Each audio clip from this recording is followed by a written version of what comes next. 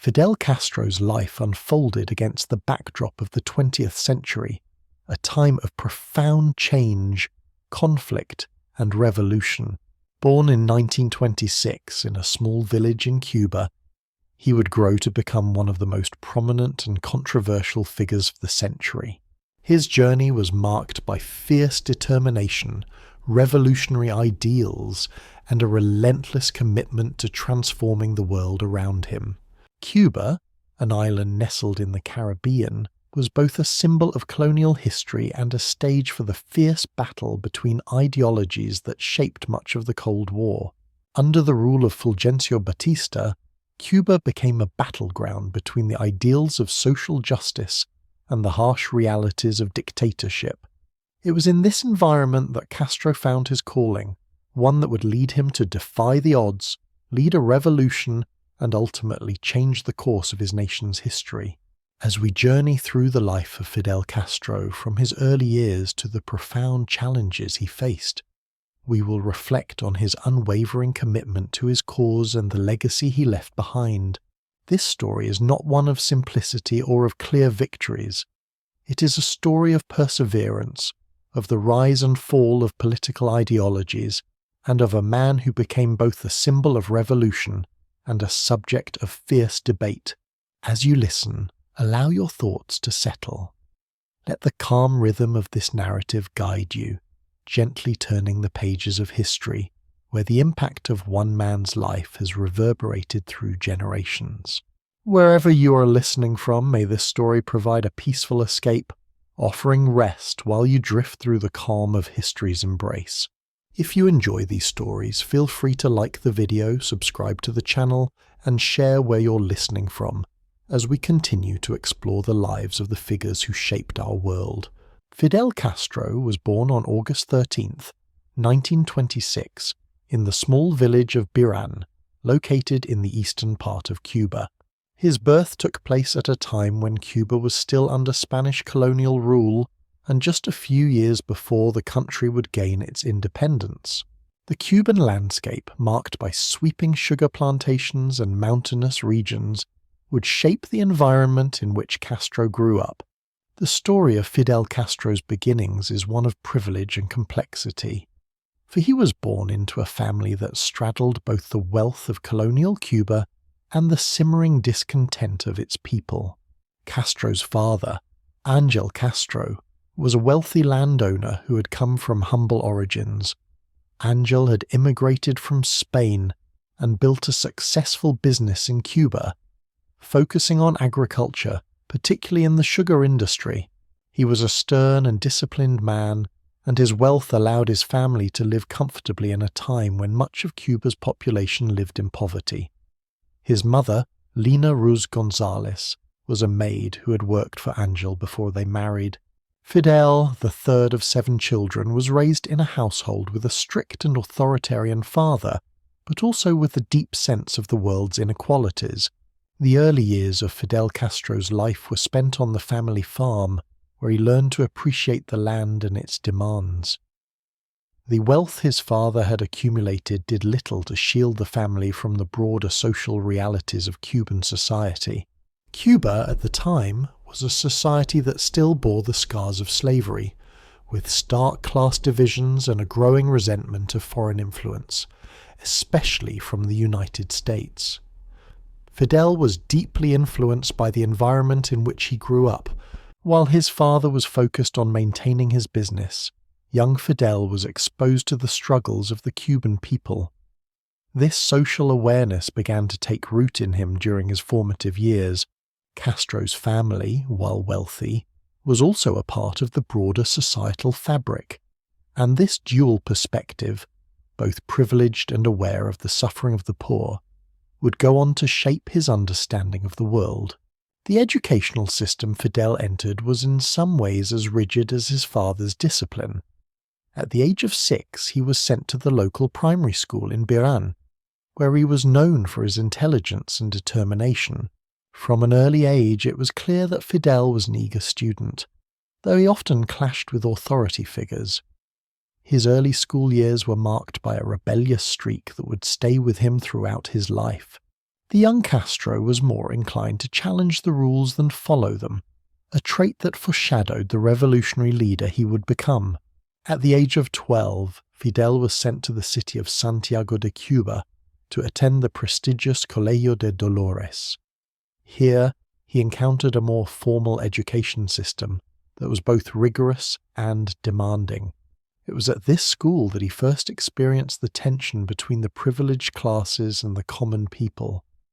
While many of his classmates were from wealthy families, there were also students who came from more humble backgrounds. Fidel began to question the status quo, often engaging in debates with his teachers and peers about the injustices he saw in Cuban society. His education was not confined to books alone. Fidel's early years in Santiago were also marked by his exposure to the growing political movements within Cuba. The 1930s were a time of economic hardship for many Cubans, and this period of unrest set the stage for the political activism that would define his later years. Fidel, even as a teenager, began to see that Cuba's social and political systems were in need of radical change. In 1945, Fidel entered the University of Havana to study law. The university was a hotbed of political activity, with student groups and intellectuals discussing ideas about nationalism, independence, and social justice. This was a crucial time in the life of Fidel Castro, as it marked the beginning of his serious engagement with revolutionary ideas. It was at the university that he was exposed to the works of nationalist thinkers, Marxists and socialists, who would influence his worldview. He joined various student organizations, including the Cuban Student Federation, where he became known for his passionate speeches and growing political activism. As Castro's education progressed, he became more radical in his views. He was particularly influenced by the plight of the Cuban peasants and the growing inequality in his country. The university environment further fueled his desire to change the Cuban political system, which he saw as corrupt and deeply entrenched in the interests of the ruling class. The tensions of this period, combined with his education, formed the foundation of Castro's later political actions. In 1947, at the age of 21, Fidel Castro participated in his first political action. He joined an expedition to the Dominican Republic to support the overthrow of the dictator Rafael Trujillo. Although the mission ultimately failed, it was an important moment in Fidel's life, signaling his commitment to revolutionary causes and his willingness to take risks for his beliefs. This experience exposed him to the reality of armed struggle, an experience that would serve him well in the coming years. Fidel's time at the University of Havana and his early political experiences began to define him as a figure who was not content with the status quo. The frustration he felt with the lack of opportunity for the Cuban people, the corrupt government, and the concentration of power in the hands of the few became the driving force behind his future actions. His education at the university was not just about law. It was about shaping the ideological foundation of his future revolution. By the late 1940s, Castro had already begun to develop a vision for Cuba's future, one that was free of foreign influence, inequality, and dictatorship. His upbringing in a wealthy family, coupled with his education and early political activism, made him both an insider and an outsider in Cuban society. It was this dual perspective of being connected to the ruling elite while simultaneously understanding the suffering of the oppressed that would guide Castro throughout his life. As Fidel Castro advanced in his education, both at the University of Havana and beyond, his ideological foundations began to solidify. His formal education at the university, while centered on law, increasingly became a battleground for his growing political convictions. By the time he entered the university, Cuba had already seen much social unrest, and Castro found himself swept into the political movements of the day, which were fueled by dissatisfaction with the country's rulers and their foreign alliances, particularly with the United States. In the 1940s, Cuba was under the leadership of President Ramon Grau, who had come to power during the Cuban Revolution of 1933. While Grau's government introduced some reforms, many Cubans still felt that the country's social and political structure was unequal and corrupt. The urban elite controlled the wealth, while much of the rural population lived in poverty, struggling to access even the most basic necessities. Castro, while studying at the university, came to understand that Cuba's issues were deeply tied to imperialism, social inequality, and an entrenched system of political patronage. During this time, Cuba's political atmosphere was charged with the growing influence of nationalism and socialist ideas. Student organizations, many of which were politically active, had become critical spaces for ideas on social change. Fidel, now in his early 20s, was already emerging as an impassioned speaker, known for his fiery speeches and determined activism. His political involvement grew steadily, and by 1947, he had begun to take part in more organized efforts aimed at overthrowing authoritarian regimes, both within Cuba and in neighboring countries. One of his earliest acts of defiance came in 1947, when he participated in an ill-fated expedition to the Dominican Republic. The mission, organized by a group of Cuban and Latin American rebels, was an attempt to overthrow the dictator Rafael Trujillo. Castro's involvement in this mission marked his first serious step into armed revolution, a path that would define his future. However, the expedition ended in disaster. The group was scattered and forced to retreat, but it was here that Castro first experienced the harsh reality of insurgent movements, a taste of the sacrifices and challenges that would accompany the revolutionary struggles he would later face in Cuba. Despite the failure of the mission, Castro's ideological commitment to revolution was not shaken. If anything, the setback reinforced his belief that Cuba and Latin America as a whole needed drastic change. The experience further convinced him that only by overthrowing the entrenched political elite could Cuba and other nations in the region ever hope to achieve justice and social equality. At the University of Havana, Castro's political activism began to take more concrete shape. The university was a place where students often debated the direction of the country, engaging with a broad range of political ideas, from nationalism to Marxism. Castro, who had already rejected the political establishment, found a home in these debates, aligning himself with those who were committed to significant social and political change. His growing Marxist leanings began to inform his view of Cuba's problems, and he was particularly drawn to the idea of land reform and the redistribution of wealth. For him, these issues were inseparable from the fight against imperialism. In the late 1940s, after completing his law studies, Castro began working as a lawyer, but his political aspirations had already far surpassed the confines of his legal career. His passion for reform led him to take on cases representing the poor and disenfranchised. Although he quickly realized that the legal system was deeply flawed, corruption ran rampant, and the political elite used their wealth and power to influence the judiciary, Castro became increasingly disillusioned with the system, understanding that legal reforms alone could not bring about the profound change that was needed. As he entered his 30s, he found himself confronting the limits of his legal career and turning his focus toward direct action and revolutionary change.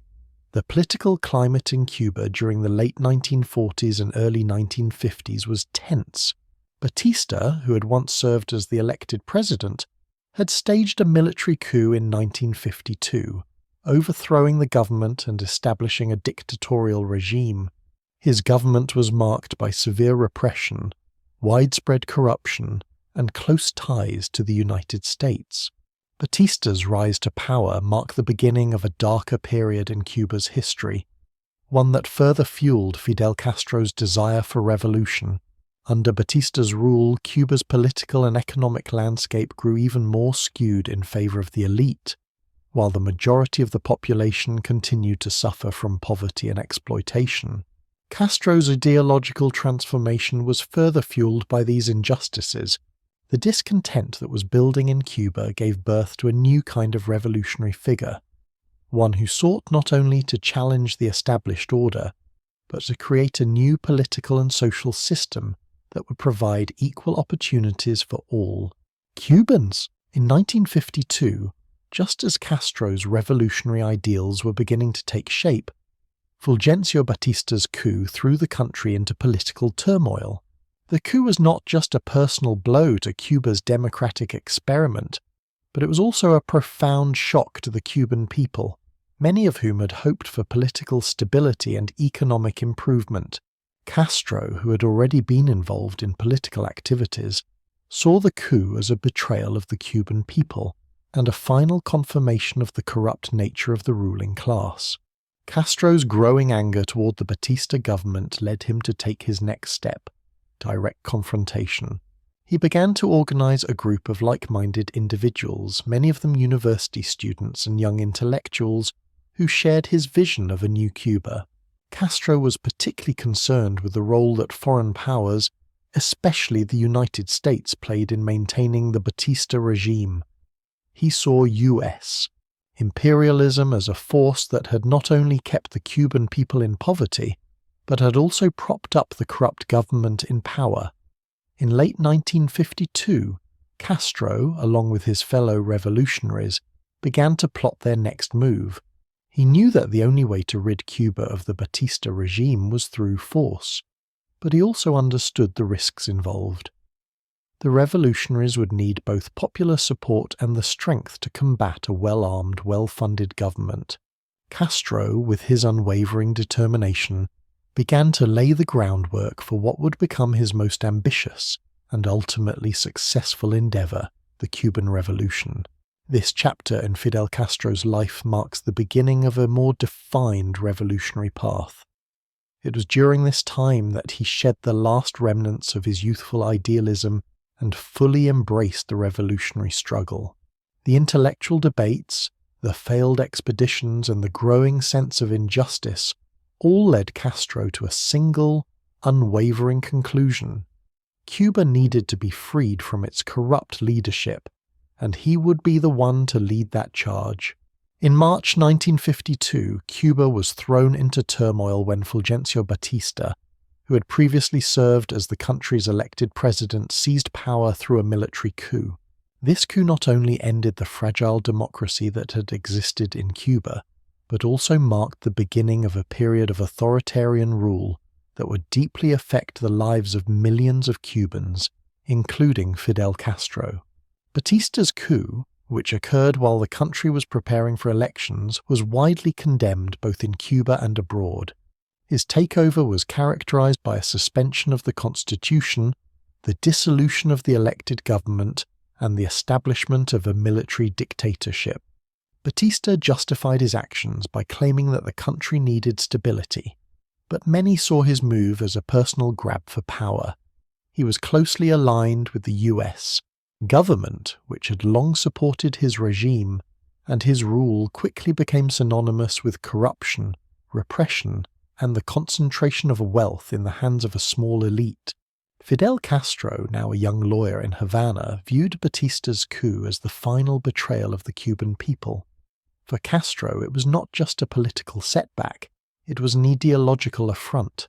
The dictatorship was the embodiment of everything that was wrong with Cuba: the entrenched political elite, the foreign influence, the inequality, and the subjugation of the masses. Castro, who'd been active in politics for several years, became more determined than ever to fight against the system.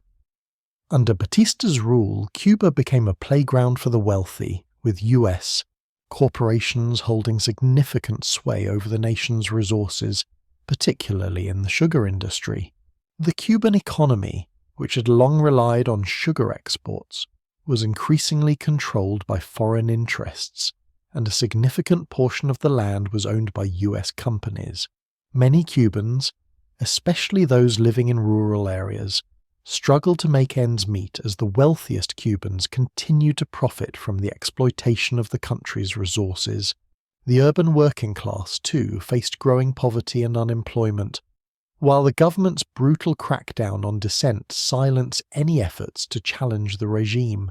For Fidel Castro, this period marked the crystallization of his revolutionary ideas. He saw the suffering of the Cuban people as a direct result of a system that allowed the elite to benefit while the majority of the population remained impoverished. He understood that the Cuban government's policies were closely tied to the interests of the United States, and this gave him further motivation to oppose both the Batista regime and US imperialism. Castro, by this point, was beginning to gain recognition as a vocal critic of the government. As a lawyer, he had seen firsthand the corruption and inequality that permeated the Cuban system. In 1953, he began organizing a movement to overthrow Batista's government, gathering a small group of like-minded individuals who shared his vision of a free and just Cuba.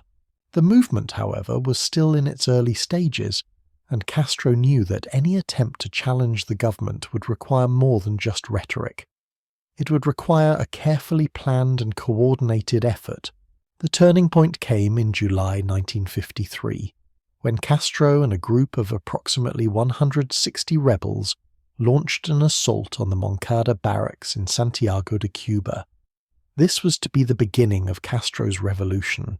The attack was meant to be a symbolic gesture, designed to inspire the Cuban people to rise up against Batista's government. However, the attack was poorly coordinated and ended in disaster.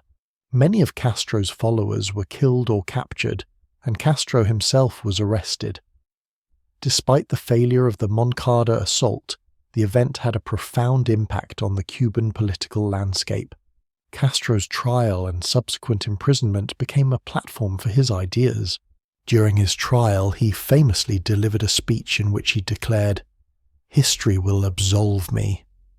This statement encapsulated Castro's belief that the revolution, despite its early setbacks, was inevitable. He understood that Batista's regime was corrupt and that the people's desire for change was growing. Castro's conviction and his steadfast belief in the righteousness of his cause turned him into a martyr for the revolution, and his words resonated with those who opposed the dictatorship. Castro was sentenced to 15 years in prison, but was released after just 2 years in 1955. As part of a general amnesty granted by Batista's government. Despite his release, Castro's resolve had only strengthened. He understood that the battle for Cuba's future was far from over, and he was determined to continue his struggle. After his release, he fled to Mexico, where he began to plan the next stage of his revolutionary campaign. In Mexico, Castro met and formed a crucial alliance with Ernesto Che Guevara, an Argentine doctor who would become one of the most iconic figures of the Cuban Revolution. Guevara, like Castro, was a fervent believer in armed struggle and revolution. Their partnership was to be the foundation of the guerrilla movement that would ultimately overthrow Batista's regime. The events of 1952 and the subsequent years under Batista's dictatorship were pivotal in shaping Fidel Castro's revolutionary path. The repression and brutality of the regime served to galvanize his beliefs, and the failure of the Moncada barracks attack only served to deepen his commitment to the cause. Castro's time in prison and his subsequent release marked a new phase in his journey, a journey that would eventually lead him back to Cuba with the intention of launching a full-scale revolution. While the political situation in Cuba remained dire, Castro's confidence in the eventual success of the revolution only grew. He saw the struggle not just as a fight for political power, but as a fight for the soul of the Cuban nation. His belief that the Cuban people deserved better, freedom, equality, and dignity, was what drove him forward. The task now was to build a movement capable of overthrowing Batista, one that would bring about the changes that Cuba so desperately needed. The years under Batista's dictatorship were not just a test of Castro's resolve, but a demonstration of the oppressive conditions that led to his commitment to revolution. Castro's deepening understanding of the country's political landscape His growing alliances with like-minded individuals and his resolve to confront Batista's dictatorship would define the next chapter in his journey. The stage was set for what would become the Cuban Revolution. The Cuban Revolution was ignited not by a sudden outbreak of violence, but by a carefully planned act of defiance, a mission that would ultimately fail, yet propel Fidel Castro into the annals of history. In July 1953, Castro, now fully committed to overthrowing the Batista dictatorship, organized an attack on the Moncada barracks in Santiago de Cuba, a military installation that was symbolic of the government's power and authority. It was a bold, ambitious move, but one that was destined to end in disaster, marking the first chapter in Castro's lengthy journey toward revolution. At the core of the attack was Castro's belief in the necessity of armed struggle. Having already been disillusioned by the failures of peaceful political methods, he now turned to force, seeing it as the only way to break the stranglehold that Batista and his military held over the country. Castro assembled a group of about 160 men, young idealists, students, and revolutionaries, most of whom were inexperienced in combat. They were determined to storm the Moncada barracks, seize its weapons, and inspire the Cuban population to rise up against Batista. The planning for the attack was meticulous, but it was also hindered by the inexperience of the attackers and the overwhelming strength of the government's military. Castro had hoped that the Moncada barracks would be the spark that would ignite the fire of revolution across Cuba. The plan was to seize the barracks, capture key officials, and broadcast a call to arms for the people to join the revolution. However, unforeseen difficulties led to the failure of the operation before it had even properly begun. On the morning of July 26, 1953, the revolutionary force made their move. The attackers were met with fierce resistance. The element of surprise which had been central to the plan was lost as the rebels were quickly confronted by a well-prepared military force. Many of the revolutionaries were killed during the attack, while others, including Fidel Castro himself, were captured. The mission, instead of signaling the beginning of a new era of hope for the Cuban people, was crushed almost immediately. The failure was a devastating blow to the movement, but it would not extinguish Castro's resolve. Despite the disaster, the Moncada attack was a pivotal moment in the history of the Cuban Revolution. Castro's actions had put him on the national stage, and even in defeat he'd become a symbol of resistance against the oppressive Batista regime. He was arrested, along with the surviving members of the attack, and sentenced to 15 years in prison. But rather than silence him, imprisonment gave Castro the opportunity to reflect on his revolution and solidify his vision for Cuba's future. During his trial, Castro delivered one of the most famous speeches of his life. Defending his actions and his commitment to the revolution, he famously declared, "History will absolve me." It was an assertion of his unwavering belief that the Cuban people would ultimately support his cause no matter the setbacks. This speech, filled with both conviction and moral clarity, made Castro a martyr in the eyes of many. His words echoed throughout Cuba, inspiring a growing movement that would only strengthen in the years to come. The Moncada barracks attack, despite its failure, had far-reaching consequences. It transformed Castro from a relatively unknown figure into the face of the opposition to Batista's regime. His speech during the trial became a rallying cry for those who were dissatisfied with the government and its ties to foreign imperialism. Castro's personal commitment to the cause and his ability to inspire others made him a charismatic leader, capable of rallying not just a small band of revolutionaries, but a nation of people yearning for change. While the immediate aftermath of the attack seemed bleak, the symbolic victory that Castro achieved through his speech and the martyrdom of the revolutionaries would later prove to be a powerful tool in his struggle against the dictatorship. Even though the revolutionaries had failed to capture the Moncada barracks, they had successfully captured the attention and imagination of the Cuban people. The message that Castro and his supporters had sent, that the Cuban people would no longer stand by while they were oppressed, resonated deeply across the island.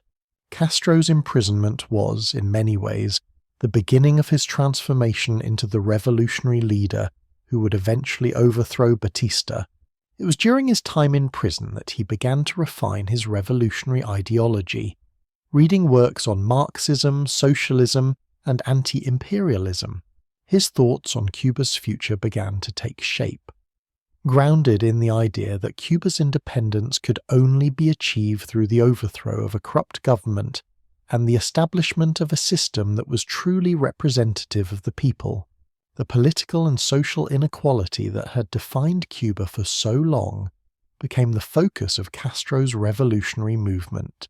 Although many of his comrades were sentenced to long prison terms, Castro was released in 1955 after just 2 years, following a general amnesty granted by Batista's government. His release was a tactical move on Batista's part, likely designed to reduce political tension and present a facade of leniency. But for Castro, it was nothing less than an opportunity to continue his struggle, this time from a different angle. Upon his release, Castro fled to Mexico, where he began to rebuild his revolutionary movement. It was here that he met Ernesto Che Guevara, an Argentine doctor and revolutionary who would become one of his closest allies. The two shared a vision of global revolution and the liberation of oppressed peoples, and together they began planning the next phase of their campaign, an armed struggle that would ultimately lead to the fall of Batista and the triumph of the Cuban revolution. The Moncada attack, though it failed in its immediate objectives, proved to be an essential moment in the Cuban struggle for freedom. It exposed the weaknesses of Batista's regime and ignited a fire within the Cuban people that would not be easily extinguished. Castro's experience in the wake of Moncada was a defining one, as it solidified his determination to bring about change, even in the face of failure. In the years that followed, Castro would build upon this early defeat, drawing strength from the lessons he had learned until the revolution would ultimately succeed. After his release from prison in 1955, Fidel Castro sought refuge in Mexico, where he would rebuild his revolutionary movement and begin the preparations that would eventually lead to the overthrow of Fulgencio Batista. This period in exile marked a pivotal shift in Castro's political strategy, from isolated resistance to a fully formed guerrilla movement. In Mexico, Castro was not only able to regain his strength and gather support, but he also formed critical alliances that would play an essential role in the future of the Cuban Revolution. Mexico, in the mid-1950s, was a place of political ferment, a land of opportunity for those seeking refuge from authoritarian regimes. Here, Castro found both solace and a sense of purpose. His time in Mexico was a period of intense reflection, as he redefined his vision for Cuba and the means by which he would bring about change. In the years before the revolution, Castro's initial activism had been marked by a combination of legal work and sporadic efforts at direct confrontation. But in Mexico, surrounded by like-minded individuals, he began to take the first concrete steps toward the armed rebellion that would define his future. It was in Mexico that Castro met Ernesto Che Guevara, an Argentine doctor who had already developed a deep sense of revolutionary commitment. Guevara had been traveling across Latin America, witnessing the widespread poverty and injustice that plagued the continent. His experiences shaped his view of imperialism and social inequality, and he believed that armed struggle was the only way to combat these issues. When Guevara crossed paths with Castro, the two men quickly formed a strong bond. Guevara's revolutionary spirit, his military experience, and his intellectual understanding of Marxism made him an ideal partner for Castro's cause. Guevara was drawn to Castro's vision of Cuba as a socialist state, one free from foreign domination, and one in which the working class would have a more equitable share in the nation's wealth. The two men began discussing their plans for Cuba, focusing on the idea of armed struggle as the central method for achieving their goals. Guevara, a charismatic and passionate individual, would come to embody the ideals of the Cuban Revolution, and his contributions would be crucial to its eventual success. While in Mexico, Castro also began to recruit others who shared his vision. Many of these recruits were young and disillusioned with the political establishment, ready to take action to create the change they believed in. Some were former soldiers, others were intellectuals or activists from various parts of Latin America. This diverse group of revolutionaries became known as the Movimiento 26 de Julio, or the 26th of July movement, named after the date of the failed Moncada barracks attack, which had become a symbol of resistance to the Batista regime. With Guevara's help, Castro organized the resources and support needed to launch the next phase of the revolution, an armed uprising in Cuba. The plan was to infiltrate the country, initiate guerrilla warfare from the mountains of the Sierra Maestra, and rally the Cuban people to their cause. To do this, Castro and his group of rebels would need to secure weapons, supplies, and recruits. They focused on assembling a modest but committed force, one capable of surviving the harsh conditions of guerrilla warfare and maintaining the moral high ground by fighting for the common people. In late 1956, Castro and his group of 81 men set sail from Mexico aboard the Granma, a small yacht that would carry them from Mexico to Cuba. The journey was dangerous, and the group faced numerous obstacles, including a treacherous sea voyage and the looming threat of discovery by Batista's forces. But despite these challenges, the Granma arrived off the Cuban coast on December 2, 1956. The small group disembarked, determined to begin their fight for Cuba's freedom. But as they made their way inland toward the Sierra Maestra, disaster struck once again. The expedition quickly encountered severe difficulties. The group was ambushed by Batista's troops almost immediately after landing. The rebels were scattered, and many were killed in the skirmish. Only about a dozen men, including Castro, Guevara, and a handful of others, managed to escape into the mountains. This second failure could have spelled the end of the revolution, but instead it solidified Castro's commitment to his cause. Rather than retreat or abandon the struggle, Castro and his surviving men found refuge in the Sierra Maestra Mountains, a remote and rugged area in southeastern Cuba. Here, in the dense forests and steep terrain, Castro would establish the base of operations for the Revolutionary Army, beginning the guerrilla war that would eventually topple Batista's regime.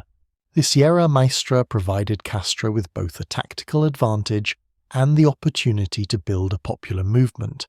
From their mountain base, the rebels began to spread their message to the Cuban people, calling for an end to the corrupt Batista government and promising a new, more just Cuba. Castro, Guevara, and the other members of the movement won the loyalty of many rural Cubans, who saw them not as distant revolutionaries, but as fighters for their rights and livelihoods. The guerrilla army, though small, grew in number as more recruits joined their ranks. The rebels fought with limited resources, relying on the support of sympathetic locals for food, shelter, and supplies. Their strength lay not in their numbers, but in their determination and their ability to gain the trust of the Cuban people. The longer the insurgency continued, the more popular it became, and the more difficult it became for Batista to suppress it. The Cuban people, many of whom had grown weary of Batista's oppressive regime, began to rally behind the revolutionaries, seeing them as the only force capable of bringing about the change they so desperately needed. Throughout 1957 and 1958, the Revolutionary Army continued to expand its influence in the eastern part of Cuba. Castro's forces launched a series of successful attacks on Batista's military outposts, striking fear into the dictator's government. In addition to military action, the revolutionaries also used propaganda to spread their message and undermine the legitimacy of the Batista regime. The Movimiento 26 de Julio became synonymous with hope for a new Cuba, while Batista's government was increasingly seen as illegitimate and corrupt. The year 1958 was a critical turning point in the revolution. Castro's guerrilla army had grown considerably, and their successes on the battlefield, combined with the widespread disillusionment with Batista's regime, led to a significant shift in the political landscape. The revolution was gaining momentum, and the support of the Cuban people was shifting toward Castro and his movement. Castro's forces had proved that they could win battles against the government, and more importantly, they had shown that they were fighting for something greater: the liberation of Cuba from tyranny. After landing on the Cuban coast in December 1956 and facing immediate opposition from Batista's forces, Fidel Castro's guerrilla movement found itself in a precarious position. The initial phase of the Cuban Revolution was marked by intense hardship and near defeat. Despite the small size of Castro's force, no more than a dozen men after the ambush, his will to continue the fight remained resolute. The Sierra Maestra, with its dense forests, steep mountains, and rugged terrain, became the setting for what would be a grueling yet transformative chapter in the revolution. The Sierra Maestra, a mountain range in southeastern Cuba, provided both a physical refuge and a strategic base for Castro and his dwindling group of revolutionaries. It was an area that was difficult for Batista's army to penetrate, and its remote location gave the rebels time to regroup and plan their next moves. However, the Sierra Maestra also posed immense challenges. The mountains were harsh and isolated, and Castro's forces were outnumbered, poorly equipped, and without reliable supplies. They relied on the local population for food, medical supplies, and other necessities, but the area was also heavily patrolled by Batista's military. For the revolutionaries, survival depended on both their resourcefulness and the support they garnered from the Cuban people. At first, the rebels' immediate concern was simple survival, finding food, shelter, and avoiding detection by the government's forces. The mountainous terrain, while offering shelter, also made it difficult to move freely or maintain communication with the outside world. For Castro, it was a test of endurance. He was not only faced with the physical challenges of guerrilla warfare, but also with the task of keeping morale high among his men. His leadership skills, forged in the early days of the revolution, would now be put to the test as he sought to keep his fighters focused on the long-term goal. While many of the initial members of the movement were young, inexperienced, and unsure of what they had signed up for, Castro's charisma and vision helped maintain their commitment. He was not merely a leader in the traditional sense. He was a symbol of defiance and a beacon of hope for those who had grown disillusioned with the Batista regime. In the early days of the Sierra Maestra, Castro and his fellow revolutionaries focused on building trust with the local communities. They promised land reform, social justice, and a break from the corrupt status quo. These promises were crucial for gaining the support of the rural population, many of whom had long suffered under the oppressive conditions imposed by the Batista government. As the revolutionaries settled into the mountains, they began to conduct small-scale raids against Batista's military outposts and supply lines. The attacks were often quick and strategic, designed not just to inflict damage but to signal to the Cuban people that resistance was alive and well. These guerrilla tactics were effective in the short term, but they also carried significant risks. Castro's men were outnumbered and lacked heavy artillery, making every engagement a potentially lethal encounter. Despite these limitations, the guerrilla army continued to expand, bolstered by the arrival of new recruits and growing support from local villagers. The revolutionaries' success in avoiding total defeat in the Sierra Maestra, combined with their ability to strike strategically, began to turn the tide in their favor. Castro's ability to adapt to the conditions of guerrilla warfare, his understanding of the terrain, and his commitment to the cause allowed him to slowly gain an upper hand over the Batista forces. One of the key elements of Castro's strategy was the psychological warfare he waged against Batista's military. By conducting small, unexpected attacks and then retreating into the mountains, the guerrillas kept the enemy on edge and forced them to commit valuable resources to an ever-elusive enemy. Castro and his men used the mountains to their advantage, blending into the environment and making it difficult for the government forces to track them down. This tactic also helped to maintain the morale of the revolutionaries, who began to see themselves as a force capable of resisting and even defeating the government's military. The growing presence of the revolutionaries in the Sierra Maestra soon began to capture the attention of the wider Cuban public. The Cuban people, who had grown increasingly disillusioned with Batista's dictatorship, began to see the guerrilla movement as a legitimate force for change. Castro's promises of social justice, land reform, and an end to foreign influence resonated deeply with those who had long been oppressed by the government. As word spread about the revolutionaries' successes in the mountains, more Cubans, particularly the rural poor, began to join the ranks of the guerrillas. In addition to military action, Castro's movement also began to gain strength through propaganda.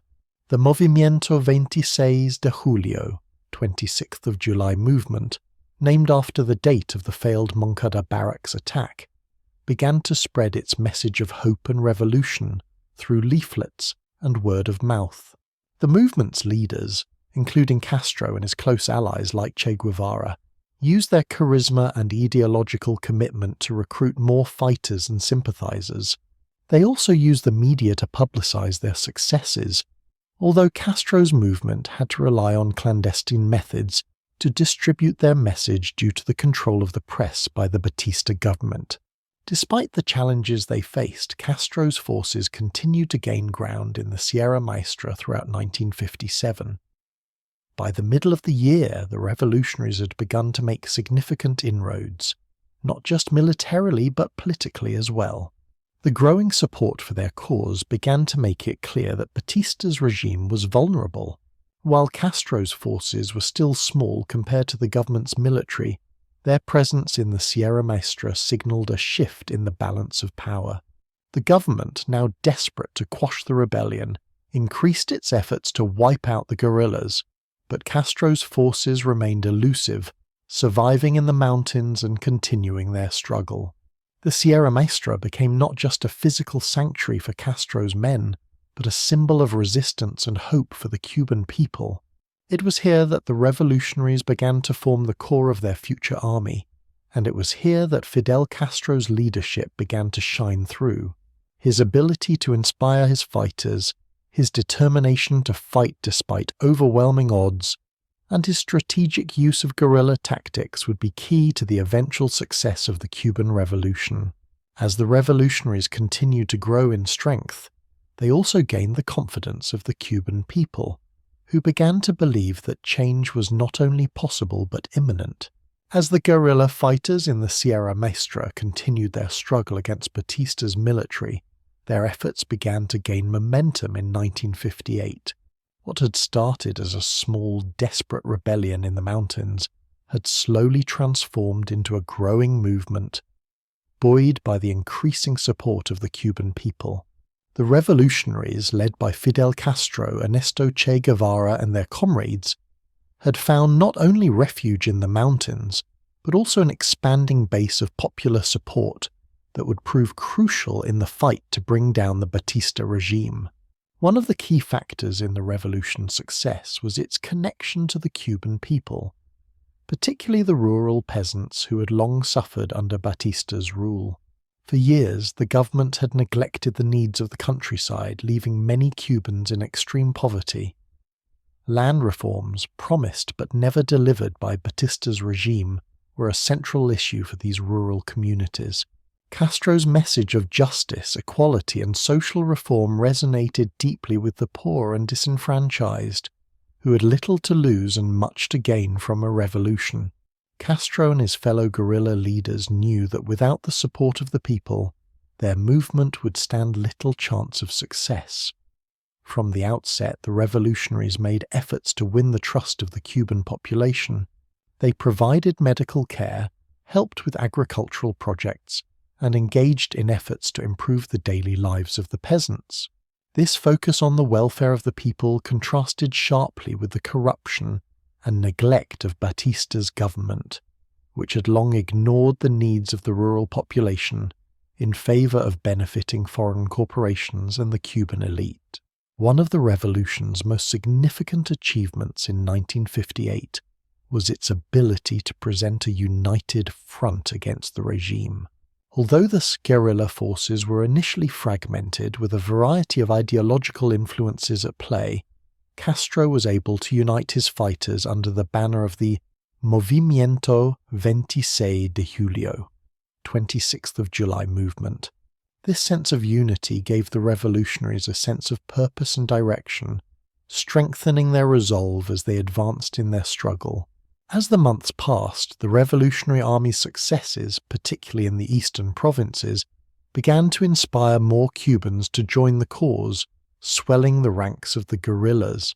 The political support from the Cuban people was crucial, but the material support they provided was just as important.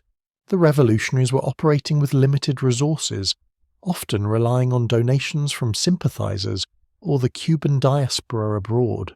As the guerrillas gained more ground in the countryside, the support they received from local populations increased, providing them with the food, supplies, and equipment they needed to sustain their fight. Local farmers and workers who had suffered under Batista's regime offered the revolutionaries shelter, food, and intelligence. This grassroots support helped fuel the revolution's continued momentum. In addition to gaining support in the rural areas, Castro and his movement were also able to secure support from key urban centers. While Havana and other major cities remained firmly under the control of Batista's forces, dissatisfaction with the regime was growing among the urban poor, intellectuals, and students. Castro's messages of anti-imperialism and social justice resonated strongly with these groups, and many began to openly express their support for the revolution. Urban youth, in particular, began to rally behind Castro's cause, seeing him as a leader who represented their aspirations for a better and more equitable Cuba. While Castro's forces were growing in strength, the Batista regime was crumbling under the pressure. The Cuban military, despite its superior numbers and resources, was increasingly unable to suppress the rebellion. The revolutionaries' use of guerrilla tactics, small, highly mobile units that could strike quickly and then disappear into the mountains, was proving to be effective in draining the morale and resources of the government's forces. The struggle was not just military, it was psychological as well. Castro's forces were making it clear that they were not only capable of resisting the government's military, but that they were also capable of winning. One of the turning points of 1958 was the battle for the city of Santa Clara. The capture of Santa Clara by the revolutionaries was a major victory that sent shockwaves through Cuba. Santa Clara was a key city in the central part of the island, and its fall was seen as a symbolic and strategic blow to the Batista regime.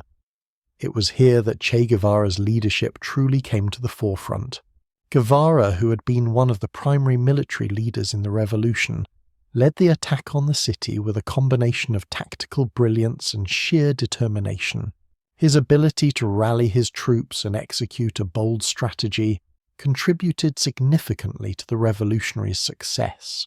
As the revolutionaries advanced across Cuba, their victories, particularly in the central and eastern regions, made it increasingly clear that Batista's grip on power was slipping.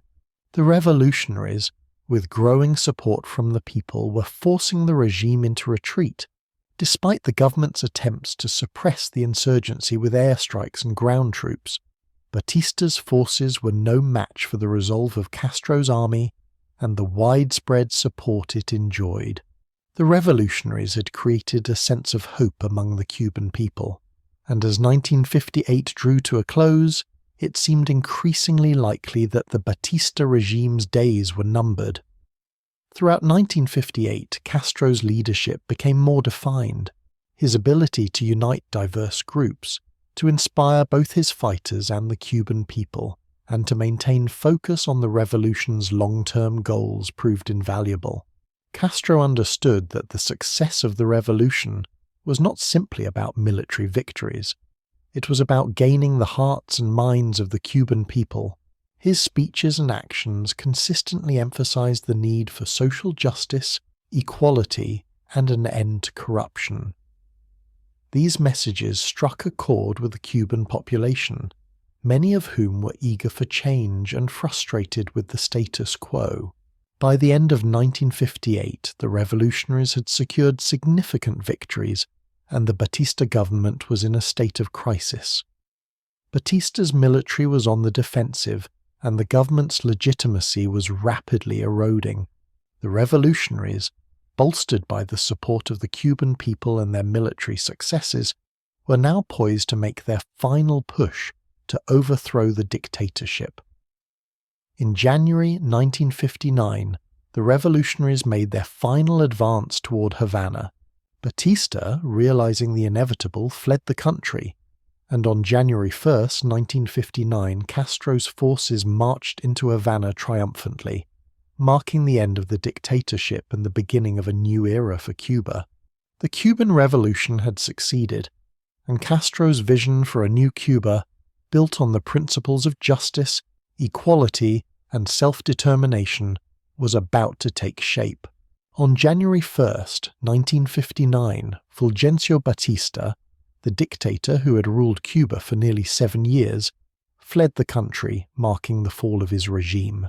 His departure signaled the triumph of Fidel Castro's revolution, but it also marked the beginning of a new chapter in Cuba's history, one that would come with its own challenges, uncertainties, and promises for the future.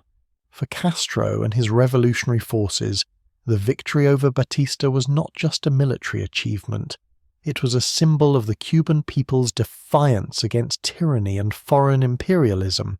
The revolution had started as a small, struggling insurgency in the Sierra Maestra Mountains and, in the span of just 2 years, had grown into a formidable force capable of toppling a government that was supported by the military and the United States.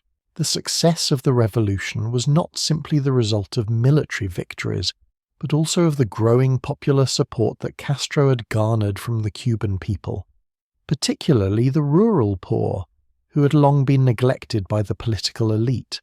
When Batista fled, Cuba was plunged into political uncertainty. The revolutionary forces led by Castro were not the only faction vying for power in the country. While Castro was quickly becoming the symbol of the revolution, other political groups, including communists, socialists, and other anti-Batista factions, had played a role in the movement. The challenge now was to unite these groups and establish a new government that would fulfill the promises of the revolution. In Havana, the capital city, crowds of jubilant Cubans filled the streets, celebrating the end of a regime that had repressed their rights and exploited their labor for so long. Fidel Castro and his fellow revolutionaries entered the city not as conquerors, but as liberators, heroes who had won not just a military victory, but the hearts and minds of the Cuban people. Castro's arrival in Havana was a powerful moment, one that solidified his role as the leader of the revolution and the face of a new Cuba. However, despite the overwhelming sense of victory, the transition to power was fraught with challenges. The task of rebuilding the country after years of dictatorship, corruption, and inequality would not be easy. Castro's government, while widely supported by the people, faced the difficult task of navigating the complex political landscape left behind by Batista's regime. How would Cuba move forward? What kind of government would emerge from the ashes of the old order? These were questions that Castro and his comrades would have to answer in the days, weeks, and months ahead. One of the first orders of business for Castro and his new government was to consolidate power. Upon entering Havana, Castro made a series of speeches outlining the goals of the revolution. He promised sweeping reforms, land redistribution, social justice, and the creation of a more equitable society. These promises were met with enthusiastic support from the Cuban people, who had long been dissatisfied with the status quo. The revolution had given them hope that change was not only possible but imminent. But the road to achieving these goals was not without obstacles. Castro had to navigate both external and internal challenges. Externally, the United States, a key ally of Batista's regime, was skeptical of the new government and its intentions, while Castro initially sought to maintain friendly relations with the US. It was clear that his vision for Cuba's future was fundamentally at odds with American interests, particularly in terms of land reform and the nationalization of foreign businesses. Tensions between Cuba and the US were already beginning to simmer, even as Castro sought to project an image of cooperation. Internally, there were divisions within the revolutionary movement itself. While Castro was the undisputed leader, other factions within the broader opposition to Batista had their own ideas about the future direction of Cuba. The communists, for example, were eager to implement socialist policies, while others were more moderate in their approach. Castro had to navigate these competing interests while maintaining the support of the Cuban people, whose expectations were high after years of oppression. Despite these challenges, Castro's government quickly set to work implementing some of its key promises. One of the first major steps was the implementation of land reform. The Cuban government began the process of redistributing land from the large landowners to the peasants, in an effort to address the glaring inequalities that had existed for generations. The land reform program, though controversial, was seen as a crucial step in fulfilling the revolution's promise of social justice. However, it also led to tensions with the US, which had significant economic interests in Cuba, particularly in the sugar industry. The American government viewed the land reform policies as a direct threat to their investments, and this would set the stage for future confrontations between the two nations. At the same time, Castro's government began to address the widespread poverty and inequality that had plagued Cuba under Batista's rule. Education and healthcare were made priorities, with the government establishing programs aimed at improving literacy rates and providing medical care to the rural poor. The revolutionaries believed that true liberation could only be achieved if the Cuban people had access to the resources and opportunities they needed to improve their lives. Castro's government focused on making these services available to all Cubans, regardless of their social or economic status. As Castro and his government moved forward with their reforms, the international community began to take notice. While many in Cuba hailed the revolution as a victory for the people, the United States and other Western nations viewed it with growing concern. The nationalization of American businesses and the land reform policies alarmed US officials who feared that Castro was moving the country towards communism. Tensions between Cuba and the US would continue to escalate throughout the following months, setting the stage for a confrontation that would define the early years of the Cuban Revolution. Internally, Castro's leadership was not without its challenges. There were debates about how far the revolution should go in terms of economic and political reforms. Some factions within the revolutionary movement advocated for more radical socialist measures, while others urged caution and gradual change. However, Castro, now firmly in control, continued to push forward with his vision of a Cuba free from foreign influence and social injustice. The Cuban people, by and large, rallied behind him, and the revolution continued to gain strength. January 1st, 1959, was not just the end of Batista's reign, it was the beginning of a new era for Cuba. Castro's leadership would reshape the country in profound ways, and the legacy of the revolution would be felt for decades to come. The revolutionaries who had fought for this moment now faced the daunting task of building a new Cuba, one that was free from the shackles of dictatorship and imperialism, and one that would provide a better future for all its citizens.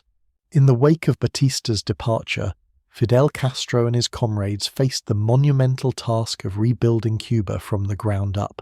The triumph over Batista was only the beginning.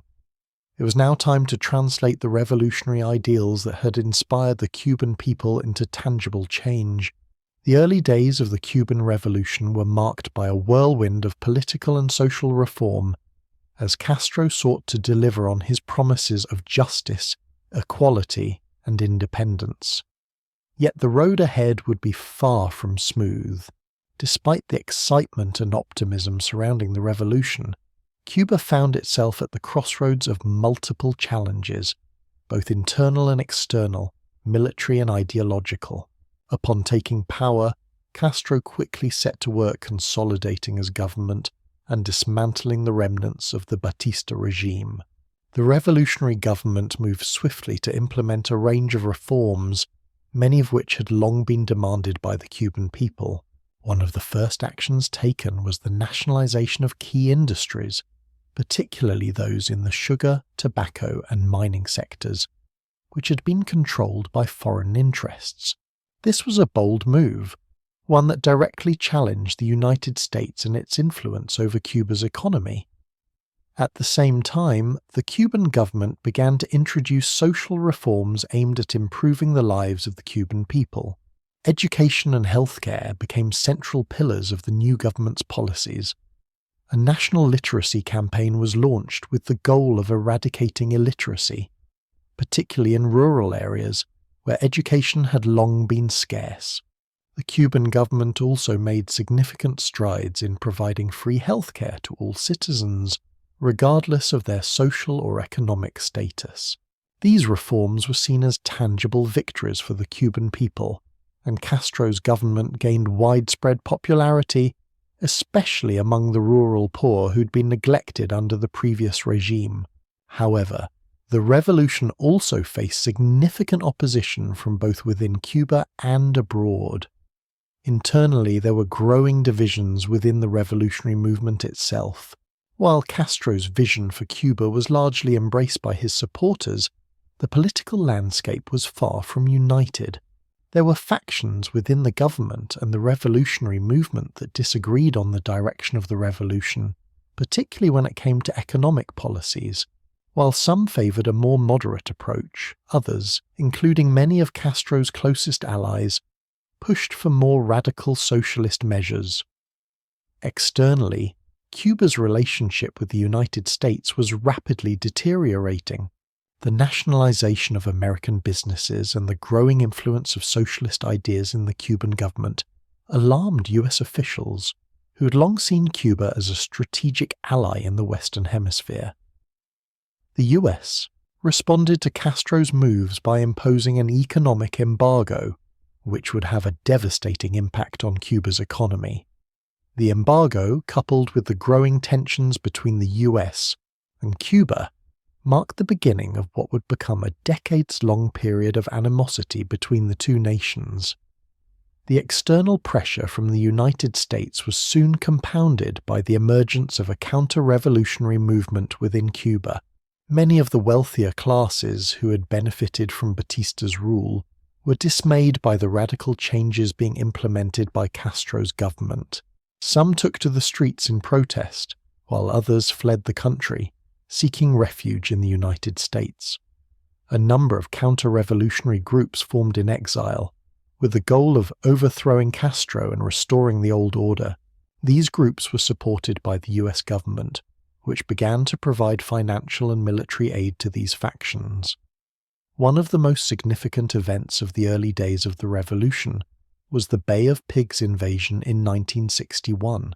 This CIA-backed operation aimed to overthrow Castro's government by landing a group of Cuban exiles on the island and supporting them in their efforts to topple the government.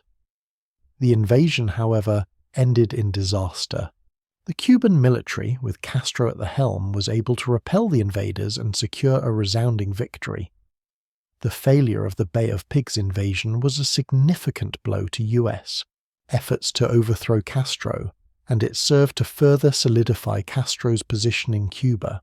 Despite the initial success of the revolution, Castro and his government were faced with increasing challenges.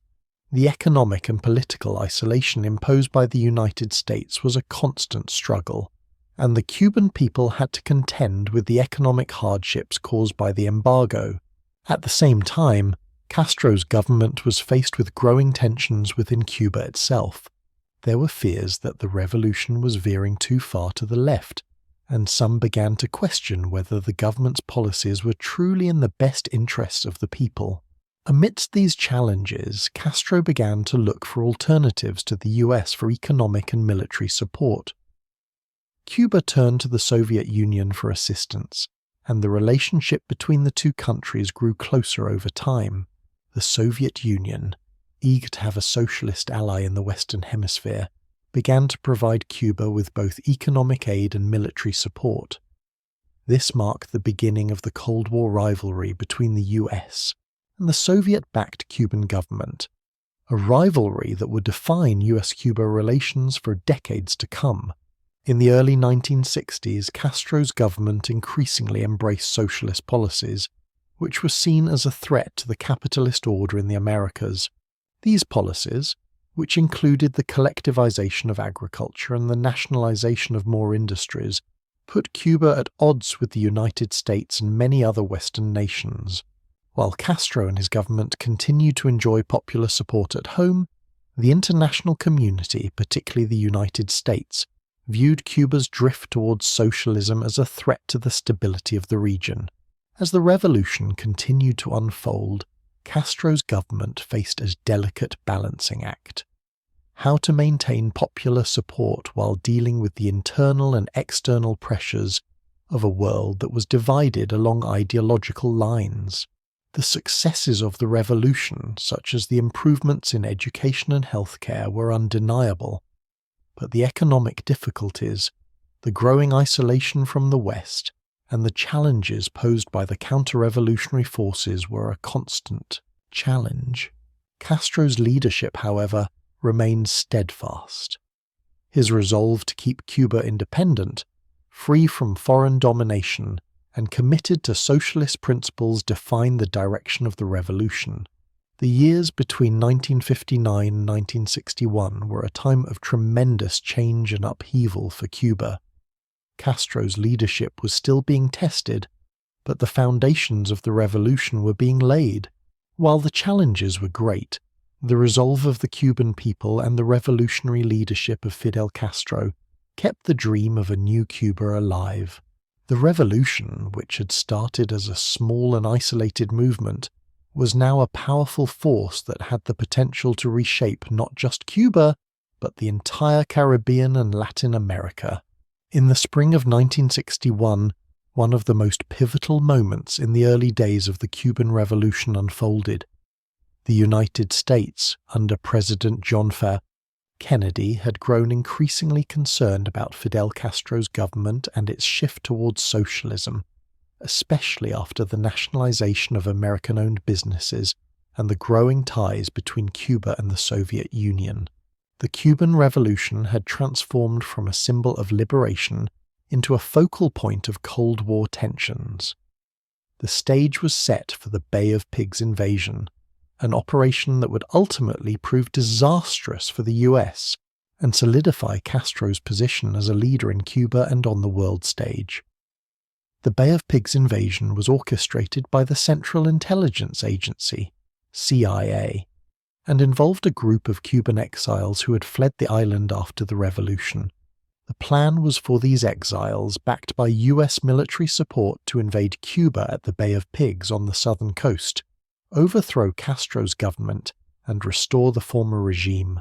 The hope was that the Cuban people, disillusioned by the socialist changes, would rise up and join the invaders in the fight against the revolutionary government. However, the invasion quickly turned into a disaster. What the US government had failed to anticipate was the deep support that Fidel Castro and his revolution had garnered among the Cuban people. Castro had spent the previous years not only consolidating his power, but also strengthening his ties with the Cuban masses. As soon as the invasion began, Castro's military forces were ready and able to respond. The rebels were quickly surrounded and defeated, with many killed or captured. The failure of the invasion was a humiliating blow for the United States, and the repercussions would be felt across the world. For Castro, the success in repelling the invasion was a moment of triumph.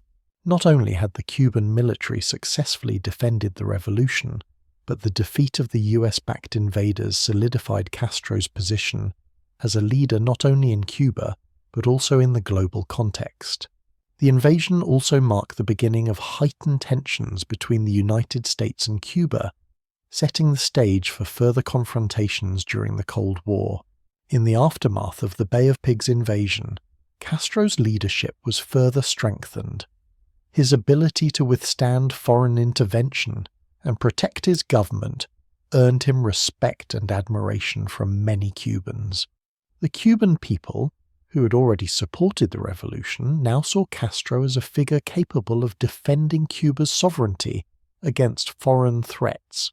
The failed invasion also rallied Cubans together, uniting them under the banner of the revolution and reinforcing their collective desire for independence from US influence.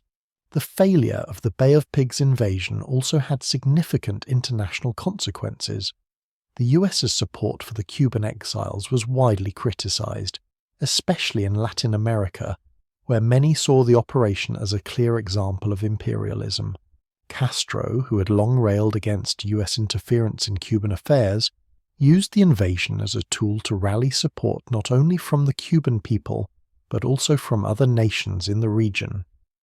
He presented the US as an aggressor and championed Cuba as a symbol of resistance to imperialism.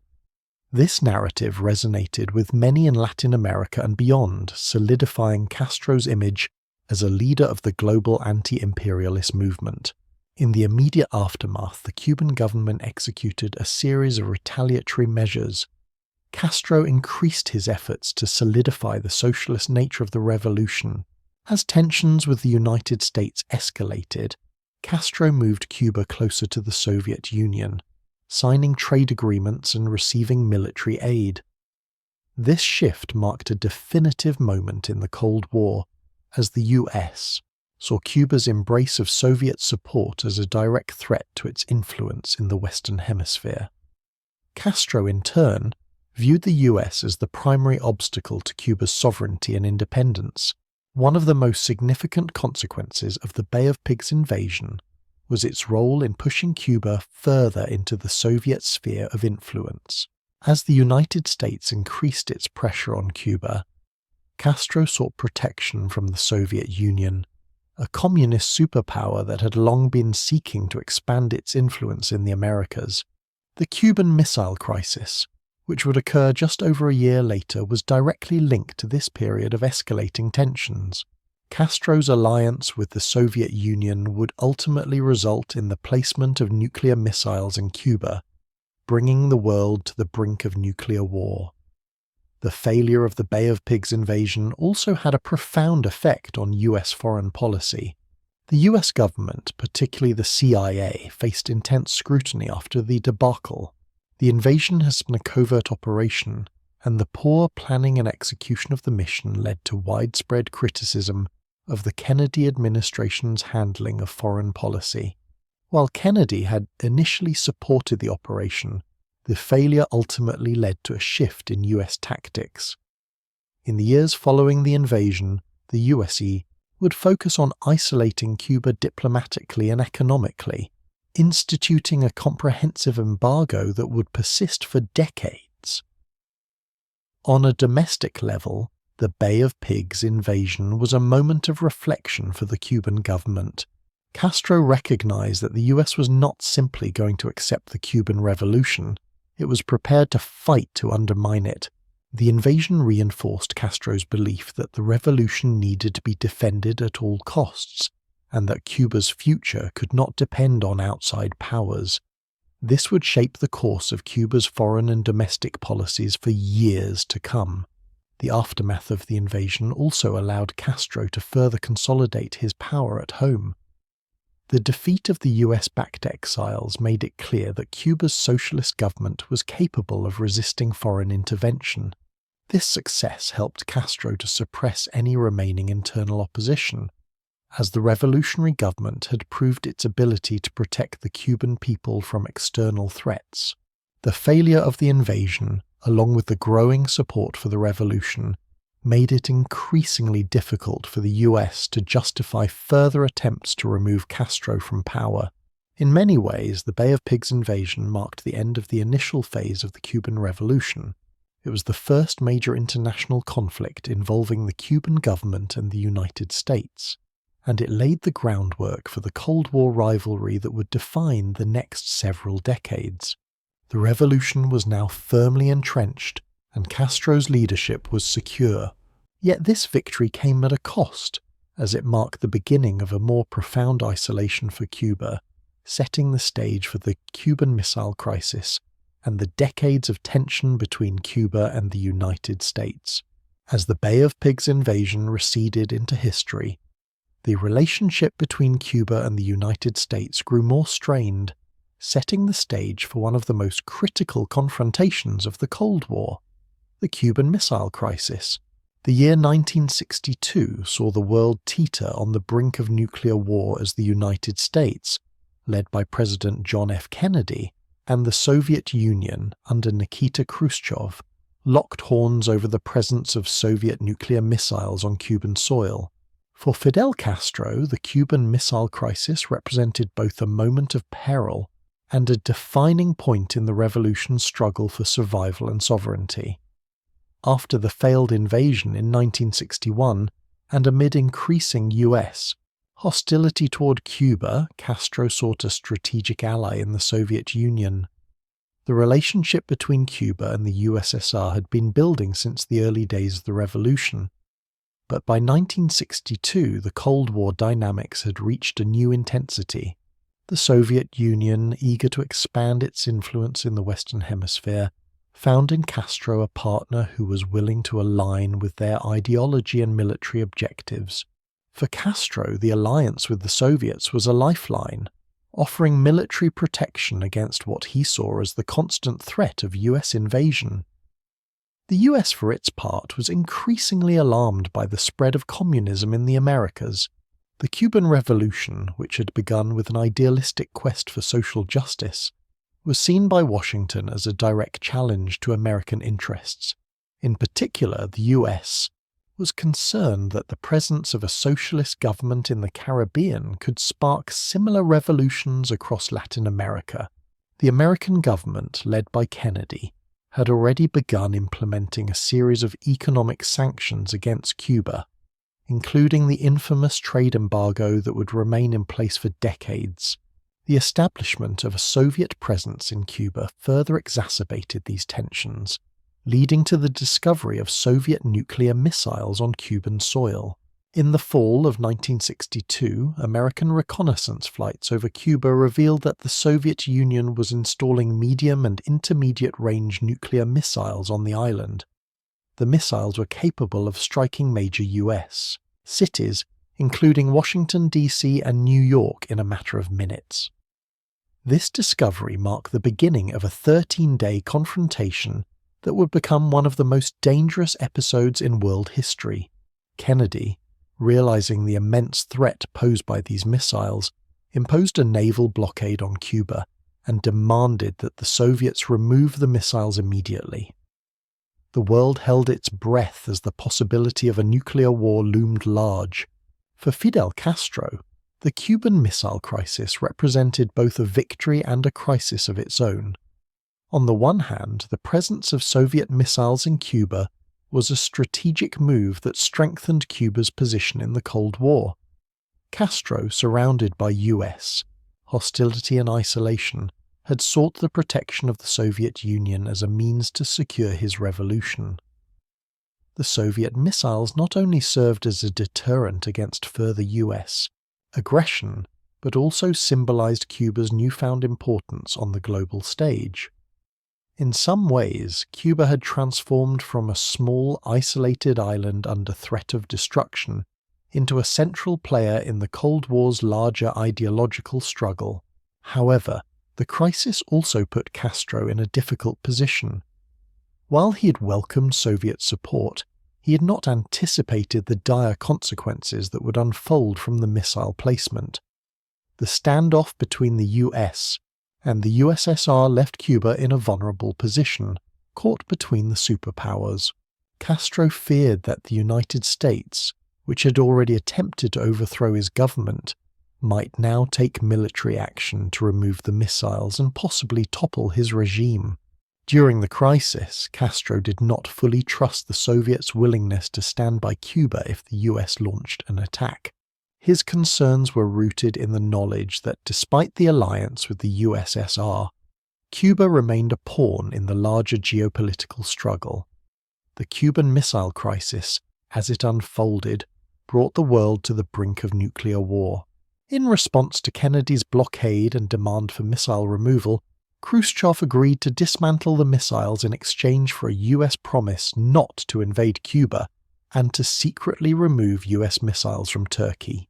While the resolution avoided military conflict, the crisis left a lasting impact on both Cuba and the broader world. For Castro, the end of the crisis was bittersweet. While the US had backed down and Cuba had been spared from invasion, the episode revealed the extent to which Cuba's survival was tied to the volatile geopolitics of the Cold War. In Cuba, the Cuban Missile Crisis served as reaffirmation of the revolution's position in the world. It demonstrated to the Cuban people that their leader, Castro, was capable of defending their sovereignty against foreign threats. The crisis also solidified Cuba's alignment with the Soviet Union, deepening the socialist character of the revolution. Castro's government continued to promote its vision of a Marxist society, focusing on education, healthcare, and social reform while maintaining its commitment to resisting imperialism. The global ramifications of the crisis were also profound. The confrontation between the US and the USSR led to the establishment of a hotline between Washington and Moscow, intended to provide a direct communication line in times of crisis to prevent misunderstandings. The Cuban Missile Crisis served as a reminder of the dangers of nuclear weapons and the high stakes of the Cold War. It also marked the beginning of a period of détente between the superpowers, though the tensions between the US and Cuba would persist for decades. Castro, despite his fears and the immense pressures during the crisis, emerged as a hero in the eyes of many Cubans. His leadership had not only withstood the US attempts to topple his government, but had also turned Cuba into a symbol of defiance against imperialism. In the aftermath, Castro continued to position Cuba as a leader in the global struggle against colonialism, imperialism, and capitalism. He took pride in his country's role as a beacon of revolution and as a defiant voice against the US superpower. However, the crisis also marked a shift in Cuban domestic policy. Castro realized that Cuba's relationship with the Soviet Union was now critical to its survival. Over the next several years, Cuba's economic and military ties with the Soviet Union grew stronger, solidifying Cuba's place as a communist ally in the Western Hemisphere. The Cuban Missile Crisis, while a victory for Cuba's sovereignty, also cemented the country's dependence on Soviet support, which would remain a defining feature of Cuban foreign policy until the collapse of the USSR in the early 1990s. The Cuban Missile Crisis of 1962 had marked a pivotal moment for Fidel Castro's revolution, but in many ways it also marked the beginning of a new phase for the Cuban government. Having survived the intense confrontation with the United States, Castro and his comrades were now poised to deepen the socialist transformation of Cuban society. Over the course of the 1960s and 1970s, Cuba's political and economic landscape would be increasingly shaped by Marxist-Leninist ideology. As Castro worked to build a society that reflected his vision of equality, self-sufficiency, and social justice. Following the Cuban Missile Crisis, Castro's government began to push forward with more aggressive socialist reforms. The relationship with the Soviet Union became even more critical to Cuba's survival, with the constant threat of US Aggression looming, Castro saw the USSR as Cuba's only reliable ally. In return for Soviet military and economic support, Cuba became a firm ally in the global communist movement, using its position to advocate for revolution in Latin America and beyond. Internally, the Cuban government embarked on sweeping reforms, which were both ideological and practical in nature. A central pillar of Castro's vision for Cuba was the redistribution of wealth and resources. The government continued with land reforms, taking land from large landowners and redistributing it to the peasants, in line with the original promises of the revolution. The state nationalized key industries including sugar, tobacco and mining, much of which had been under foreign ownership, particularly by US corporations. This move reflected Castro's determination to break Cuba's dependence on foreign powers and assert control over the country's resources. In parallel with these economic changes, Castro also sought to reform Cuban society at its core. Education and healthcare were prioritized as fundamental rights for all Cubans. The literacy campaign, which had begun in the early years of the revolution, continued to make remarkable strides. By the mid-1960s, Cuba had nearly eradicated illiteracy, a significant achievement that garnered praise from around the world. Castro's government also expanded access to healthcare, with the establishment of clinics and hospitals across the country. These reforms were seen as tangible victories for the Cuban people, and they helped to solidify Castro's standing within the country. However, as the 1960s gave way to the 1970s, the challenges facing the Cuban government became more complex. While the revolution had brought about notable achievements in education, healthcare and social welfare, the economic difficulties of the country were becoming increasingly apparent. Cuba's reliance on Soviet aid was a double-edged sword. While it provided necessary resources, it also made the island increasingly dependent on Moscow. This dependence, particularly in the face of the changing global economic situation, would come to pose significant challenges for the Cuban government in the coming decades. One of the major issues facing Cuba during this period was its reliance on the sugar industry, which was the backbone of the Cuban economy. The nationalization of sugar plantations, while ideologically consistent with the goals of the revolution, did not solve Cuba's economic problems. The inefficiencies of a centrally planned economy began to show, and the country struggled with issues of productivity and resource management. Despite the influx of Soviet aid, Cuba's economic output was not sufficient to meet the needs of the population. The country also faced challenges in diversifying its economy beyond sugar, as the Cuban government's heavy focus on agriculture and the state-run economy left little room for private enterprise or innovation. Internally, Castro's government also faced growing tensions within its ranks. As the revolution moved further towards socialism, some factions within the Cuban Communist Party began to push for more radical measures. There were debates about the pace and scope of the socialist transformation. Some leaders wanted to move toward a more centralized, state-controlled economy, while others sought to open up the economy to some degree of private enterprise. Castro, ever the pragmatic leader, had to navigate these tensions while maintaining unity within the government. This ideological struggle within the revolution was an ongoing feature of Cuban politics during the 1960s and 1970s.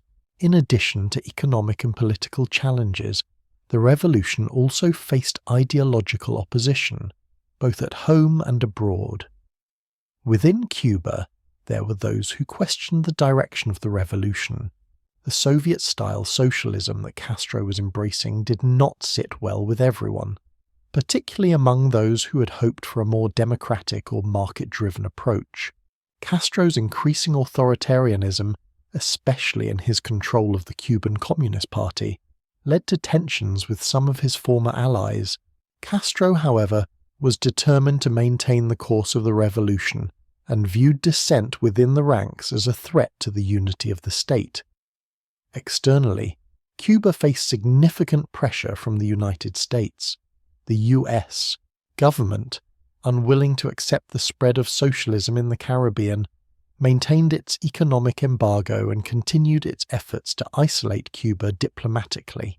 The CIA, which had supported the failed Bay of Pigs invasion, engaged in covert operations designed to destabilize the Cuban government, including assassination attempts against Castro.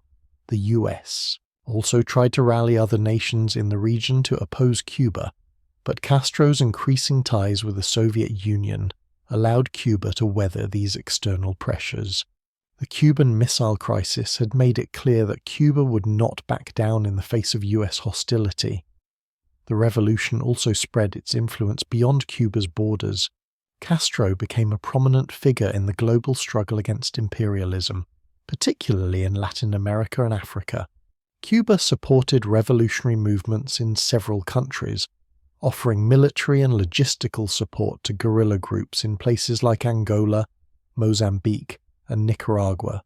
While Cuba's internationalist policies were hailed by many as a commitment to global solidarity, they also contributed to the Cuban government's increasing isolation.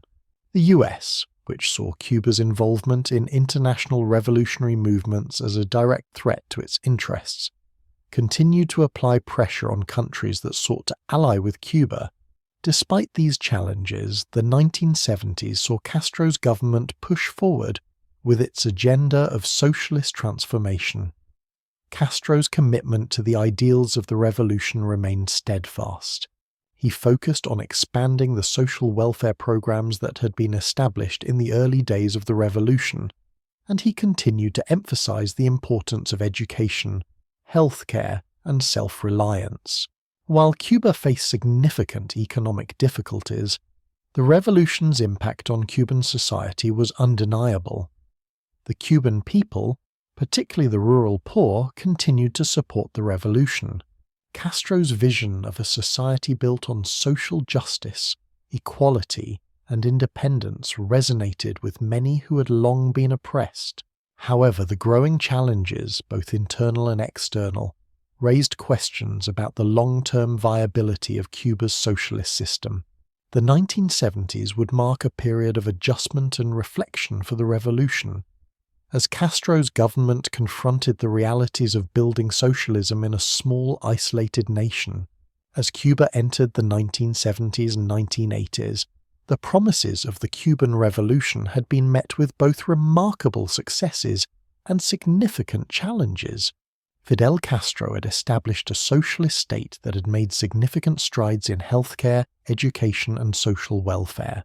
Yet, despite these achievements, Cuba's relationship with the United States remained deeply strained, and the economic challenges that the revolution faced continued to grow. By the early 1970s, the Cuban government had fully embraced Soviet-style socialism, with the nationalization of all major industries, including sugar, tobacco, and mining. The Cuban economy was heavily dependent on the Soviet Union for both economic aid and military support. In exchange for Cuba's strategic alliance with the USSR, Castro's government received subsidies, loans, and trade agreements that helped to keep the island's economy afloat. However, this dependence on Soviet support also made Cuba vulnerable to changes in the global political landscape, particularly when the USSR's power began to wane in the 1980s. At the same time, the US continued its economic embargo against Cuba, which had been in place since the early 1960s. The embargo severely limited Cuba's ability to trade with other countries, particularly the United States, which had once been Cuba's largest trading partner. This isolation hurt Cuba's economy, making it difficult for the island to access the resources it needed for development. Castro's government was forced to rely on the Soviet Union to fill the gap, but this dependency came with its own set of problems. The Cuban economy was based largely on the export of sugar, and Cuba's reliance on a single crop made the country vulnerable to fluctuations in global sugar prices. When the USSR began to face its own economic difficulties, Cuba's dependence on Soviet aid became increasingly problematic. In the 1970s, Cuba's leadership began to realize that its economic model, while successful in some respects, was unsustainable in the long term. The Cuban government had relied on the Soviet Union for resources, but the USSR was not a limitless source of aid. The global economy was changing, and Cuba's traditional agricultural-based economy was no longer sufficient to meet the needs of its growing population. The government attempted to diversify the economy by focusing on industrialization and improving agricultural efficiency, but these efforts were largely unsuccessful. One of the key challenges faced by Cuba during this period was the failure of the sugar industry. For much of the 20th century, Cuba had been one of the world's largest producers of sugar. The sugar industry had played a central role in the Cuban economy, but by the 1970s, it was increasingly inefficient. The Cuban government attempted to increase sugar production by implementing large-scale agricultural reforms, but these reforms had limited success. The country's sugar mills were outdated, and the lack of modern infrastructure made it difficult to compete with other sugar-producing nations. The decline of the sugar industry had a ripple effect on the entire Cuban economy, contributing to the country's growing economic crisis. The failure of the sugar industry also affected Cuba's relations with the Soviet Union. The USSR had invested heavily in Cuba's sugar production, and when the Cuban sugar industry began to falter, the Soviet Union began to question the long-term viability of its alliance with Cuba. This shift in Soviet policy was compounded by the internal problems facing the USSR, including economic stagnation and political unrest. In the 1980s, the Soviet Union began to scale back its economic support for Cuba, and the island was forced to find new sources of income. Cuba's economic troubles were further exacerbated by the continuing US embargo, which prevented the country from accessing crucial markets. Internally, the economic crisis led to growing discontent among the Cuban people. While the revolution had brought about important social changes, including improvements in healthcare and education, the economic difficulties began to take a toll on everyday life. Rationing of goods became more common, and the standard of living for many Cubans began to decline. The shortages of basic goods, including food and fuel, became a regular part of life for many families. These economic hardships led to frustration and disillusionment with the government, especially among younger generations who had grown up under the promise of the revolution but had never known prosperity. The Cuban government responded to the crisis with a combination of measures aimed at maintaining social stability and addressing economic challenges. Castro continued to emphasize the importance of self-reliance and the need for Cuba to become more independent from the Soviet Union. He also began to experiment with limited economic reforms, including allowing small private businesses to operate and encouraging foreign investment in certain sectors. However, these reforms were cautious and limited in scope, as Castro remained committed to the principles of socialism and the central role of the state in the economy. In the 1980s, the collapse of the Soviet Union's support for Cuba became more apparent. The USSR's economic difficulties, along with the changing political landscape of Eastern Europe, made it clear that Cuba could no longer rely on the Soviet Union to prop up its economy. The loss of Soviet subsidies, coupled with the ongoing US embargo, led to a deepening economic crisis for Cuba. The country's reliance on sugar exports, combined with the inefficiencies of its centralized economic model, left it vulnerable to the shifting tides of global economics. The Cuban government's response to the economic crisis was one of continued commitment to the revolution's ideals, but it also began to recognize the need for change. Castro's government began to focus more on internal economic reforms, emphasizing agriculture and light industry as the keys to Cuba's future prosperity. However, the constraints imposed by the US embargo and the limited economic resources available to the country made it difficult for Cuba to break free from its economic difficulties. The 1980s saw Cuba continue its struggle to balance the demands of socialism with the harsh realities of a global economy that was increasingly interconnected and capitalist.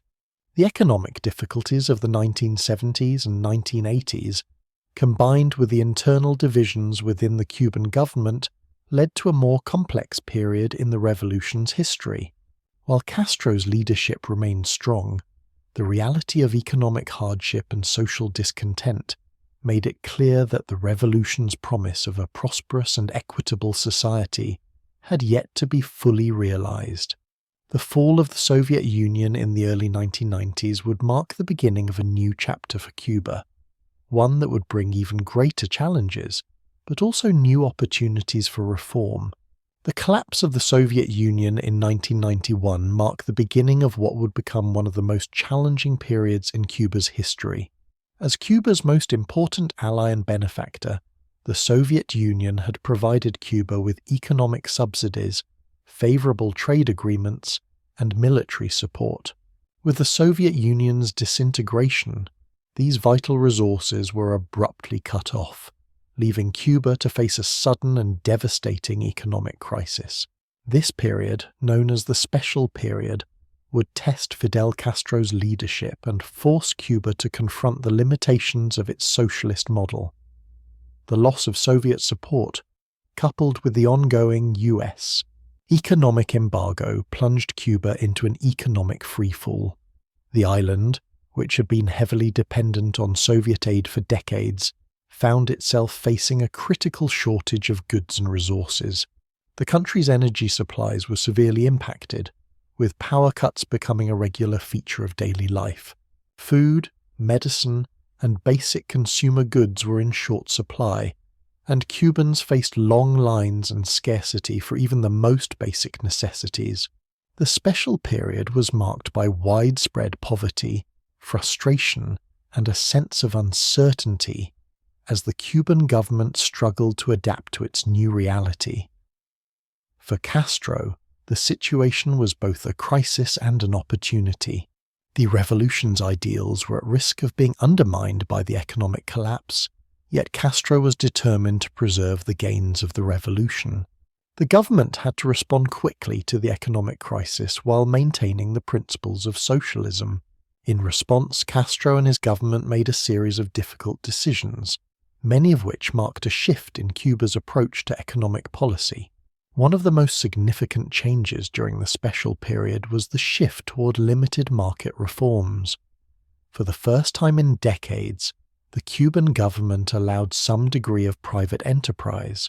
Small businesses were legalized, and Cubans were allowed to engage in certain forms of self-employment, such as working as taxi drivers, selling food, or running small shops. This marked a significant departure from the rigidly state-controlled economy that had defined Cuba since the revolution.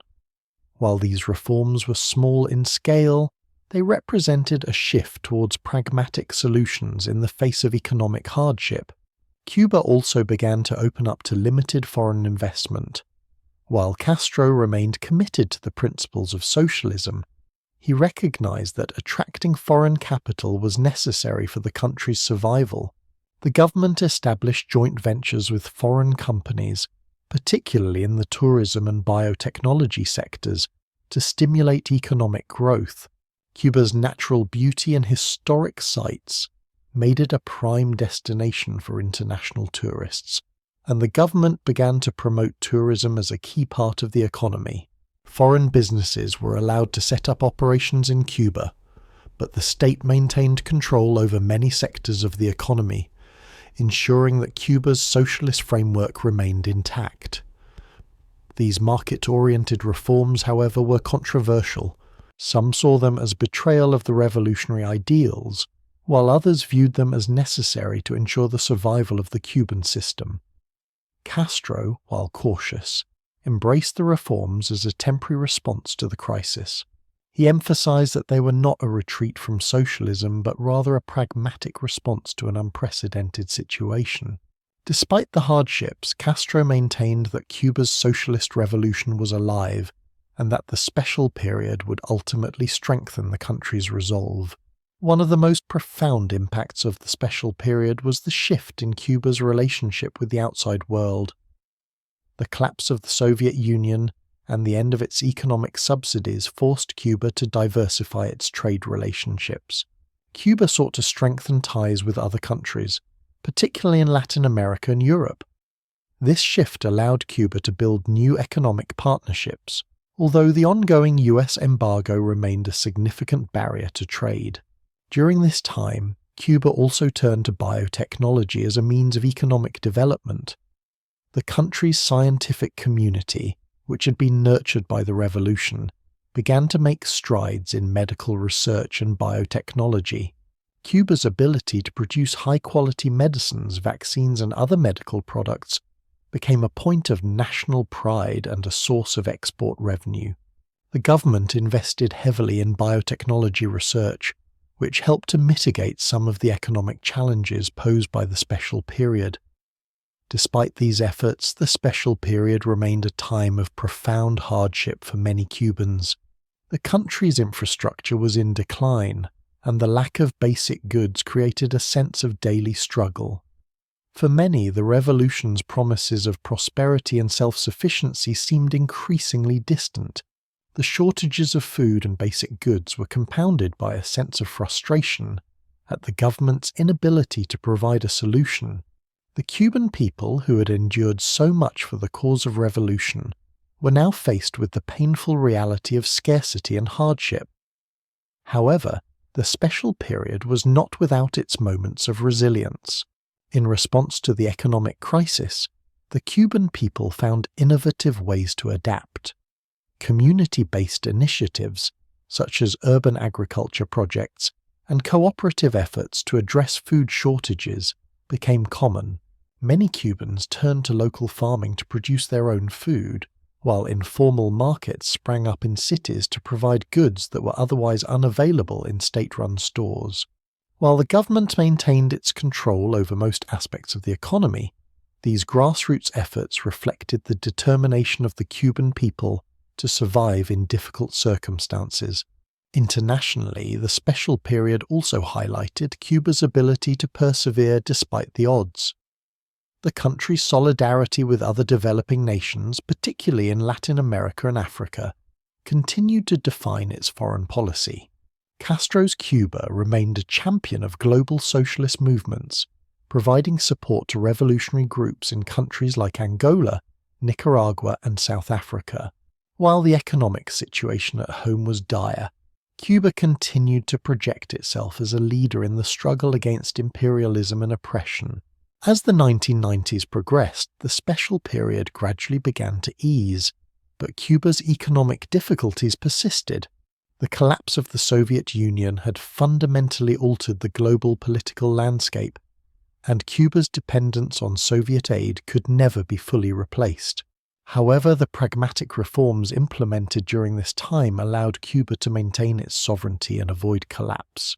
Castro's ability to navigate these challenges and keep the revolution intact in the face of economic disaster was a testament to his leadership and the resilience of the Cuban people. The special period ultimately marked a defining moment in the Cuban Revolution. While the economic hardships of the time were undeniable, the period also demonstrated the Cuban people's ability to adapt, innovate, and endure. Castro's leadership, though tested, remained a beacon of defiance against imperialism. As Cuba moved into the late 1990s, the legacy of the revolution and the lessons learned during the special period would continue to shape the island's future. As the 20th century drew to a close, Cuba entered a period of profound transformation. The collapse of the Soviet Union in 1991 had triggered the special period in the 1990s, but as the world moved into the 21st century, Cuba's position in the global landscape was shifting. For Fidel Castro, the challenges of the post-Soviet era were unprecedented. The revolution had survived the immediate aftermath of Soviet collapse, but Cuba's future, especially without the economic support from its former communist ally, was uncertain. The 1990s were marked by economic struggle, But by the turn of the millennium, there were signs of adaptation and resilience. While Cuba's reliance on Soviet subsidies and trade had dried up, the country sought new ways to engage with the world. Castro's government remained ideologically committed to socialism, but the island had to navigate an increasingly interconnected and capitalist world. Castro's pragmatic response to these global challenges would define the next phase of the Cuban Revolution. Cuba's economic and political isolation during this period continued to stem largely from the ongoing US embargo, which had been in place since the early 1960s. The embargo, along with the lack of Soviet support, meant that Cuba's economy had to evolve with minimal access to international markets. The collapse of the USSR had deprived Cuba of its primary trade partner, and the fall of communist regimes in Eastern Europe further complicated the island's economic situation. In response to these challenges, Castro made a series of adjustments, particularly in the areas of foreign policy and economic reforms. One of the key areas where Cuba adapted was in the expansion of the tourism sector. Recognizing the potential of the island's natural beauty and historic landmarks, Castro opened the door to international tourism. Tourism became a vital part of the Cuban economy, bringing in foreign currency, despite the political challenges this new avenue presented. While tourism often came with its own issues, including questions of exploitation and inequality, it became a lifeline for the economy during an otherwise difficult period. Simultaneously, Castro sought to establish new international alliances. In Latin America, Cuba's role as a beacon of anti-imperialism remained important, but it was now competing in a world where socialist governments had dwindled and capitalist policies were becoming increasingly dominant. The 1990s saw a shift in Castro's external policy as he pursued stronger relationships with left-wing governments in Latin America, particularly in Venezuela under Hugo Chavez. Castro's relationship with Chavez would go on to be one of mutual solidarity, with Cuba offering medical services and expertise in return for Venezuela's oil. Another key element of Cuba's transition during this period was the beginning of gradual economic reforms. Castro's government, having weathered the worst of the special period, began cautiously experimenting with limited market reforms. In 1993, the Cuban government legalized the use of US dollars within the country and allowed small private businesses to operate. These measures, which included allowing more flexibility in the private sector, were controversial but reflected the government's need to adapt to its economic realities. In the face of economic difficulties, Castro also looked to diversify Cuba's economy by emphasizing the growth of biotechnology and medical research. Cuba's advances in biotechnology, particularly in the areas of vaccines and medicines, became a point of pride. The country's healthcare system, which had been a cornerstone of the revolution, continued to operate with relative success, despite the limited resources available. The Cuban government focused on leveraging its medical advancements and expertise as part of its broader economic strategy. Despite these efforts, Cuba's economy was still fragile, and many of the reforms were far from comprehensive. The introduction of private enterprises did not fundamentally alter the socialist system. Instead, these changes were meant to help Cuba survive in an era of reduced support from the Soviet Union and ongoing economic isolation. By the late 1990s and early 2000s, Castro's government was in a delicate balancing act, trying to maintain its ideological purity while adjusting to the practical demands of the modern global economy. One of the most striking features of the 1990s and early 2000s was Castro's commitment to maintaining Cuba's revolutionary ideals. Even as the country made pragmatic adjustments to its economic model, Castro remained steadfast in his belief that socialism was the only path forward for Cuba. Despite the growing influence of neoliberal policies worldwide and the collapse of socialist governments in Europe and Asia, Castro's ideological commitment remained a defining feature of his leadership. This was especially true as he continued to push back against the pressures from the US, which sought to isolate Cuba and weaken the revolution. The 1990s also marked the beginning of a generational shift in Cuban leadership. While Castro remained the dominant figure in the government, he increasingly began to delegate more responsibilities to a brother, Raúl Castro, who'd been a central figure in the revolution from its earliest days. Raúl's role in the administration became more prominent in the 2000s, and his approach to governance was seen as more pragmatic and focused on military and economic modernization. Though Fidel remained the face of the revolution, the groundwork for future leadership transitions was slowly being laid. In the international sphere, Cuba continued to face pressure from the US and its allies, who had long sought to isolate the island nation. The US maintained its embargo, and Cuba's entry into the global economy was slowed by these diplomatic and trade restrictions. However, Cuba also made efforts to engage with a broader international community. Castro was able to use the global stage to advance Cuba's position in solidarity with other nations in the global south, particularly those struggling against the influence of Western powers. The 2000s also saw Castro increasingly focus on the social aspects of the revolution. Education and healthcare remained central tenets of the Cuban system, with the government continuing to invest in these sectors despite economic challenges. By this time, Cuba had achieved near-universal literacy rates and had one of the highest doctor-to-patient ratios in the world. These achievements, which had been central to Castro's original vision for the revolution, continued to be points of pride as the government weathered global shifts and internal challenges. However, the strain on Cuba's economy continued. By the mid-2000s, the special period was still fresh in the minds of many Cubans, and the country's economic difficulties were exacerbated by the ongoing trade embargo and the challenges of maintaining a socialist economy in the face of global capitalism. For many, the revolution's promises of prosperity and self-sufficiency seemed increasingly out of reach, even as Castro's government remained committed to maintaining the ideals of socialism. One of the most significant and enduring achievements of Fidel Castro's revolution was the transformation of Cuba's healthcare system.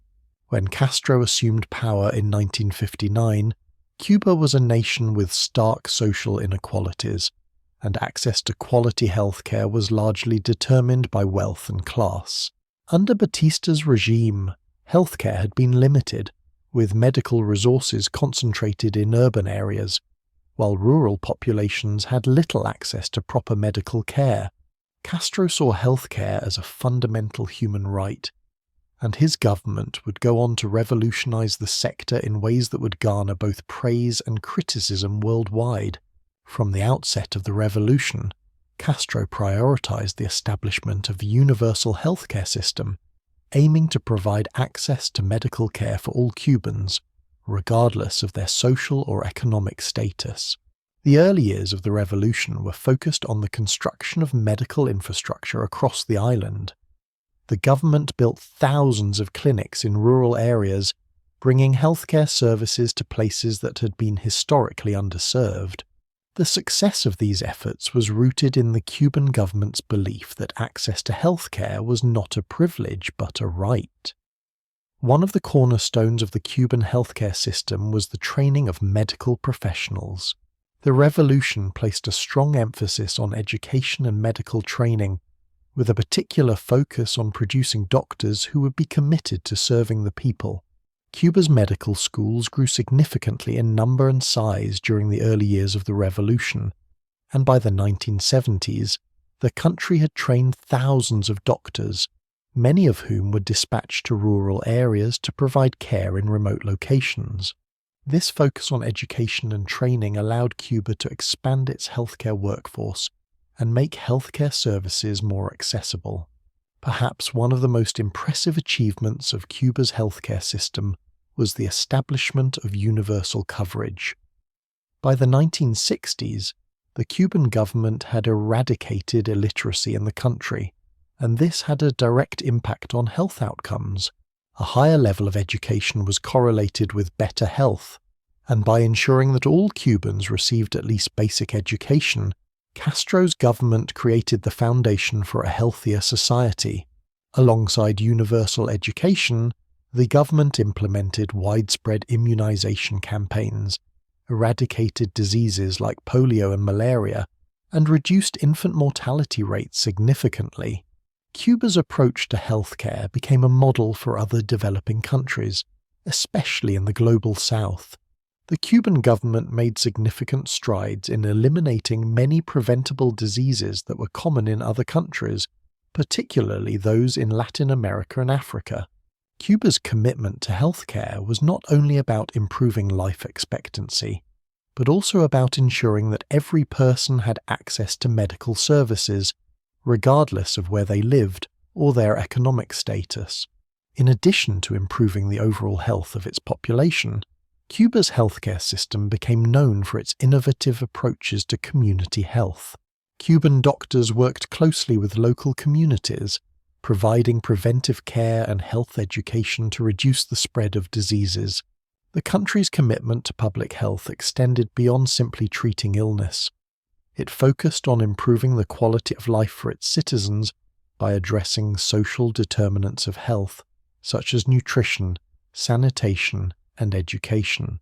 Throughout the 1980s and 1990s, despite facing severe economic hardship during the special period, Cuba's healthcare system continued to perform relatively well in global comparisons. The island had one of the highest life expectancies in the Western Hemisphere and some of the best health indicators in the developing world.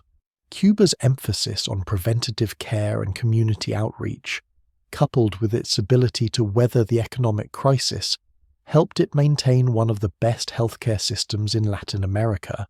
Cuba's healthcare system was not only a source of pride domestically, but also a tool for international solidarity. As the Cuban economy struggled, the government found new ways to support its socialist allies, particularly in Africa and Latin America.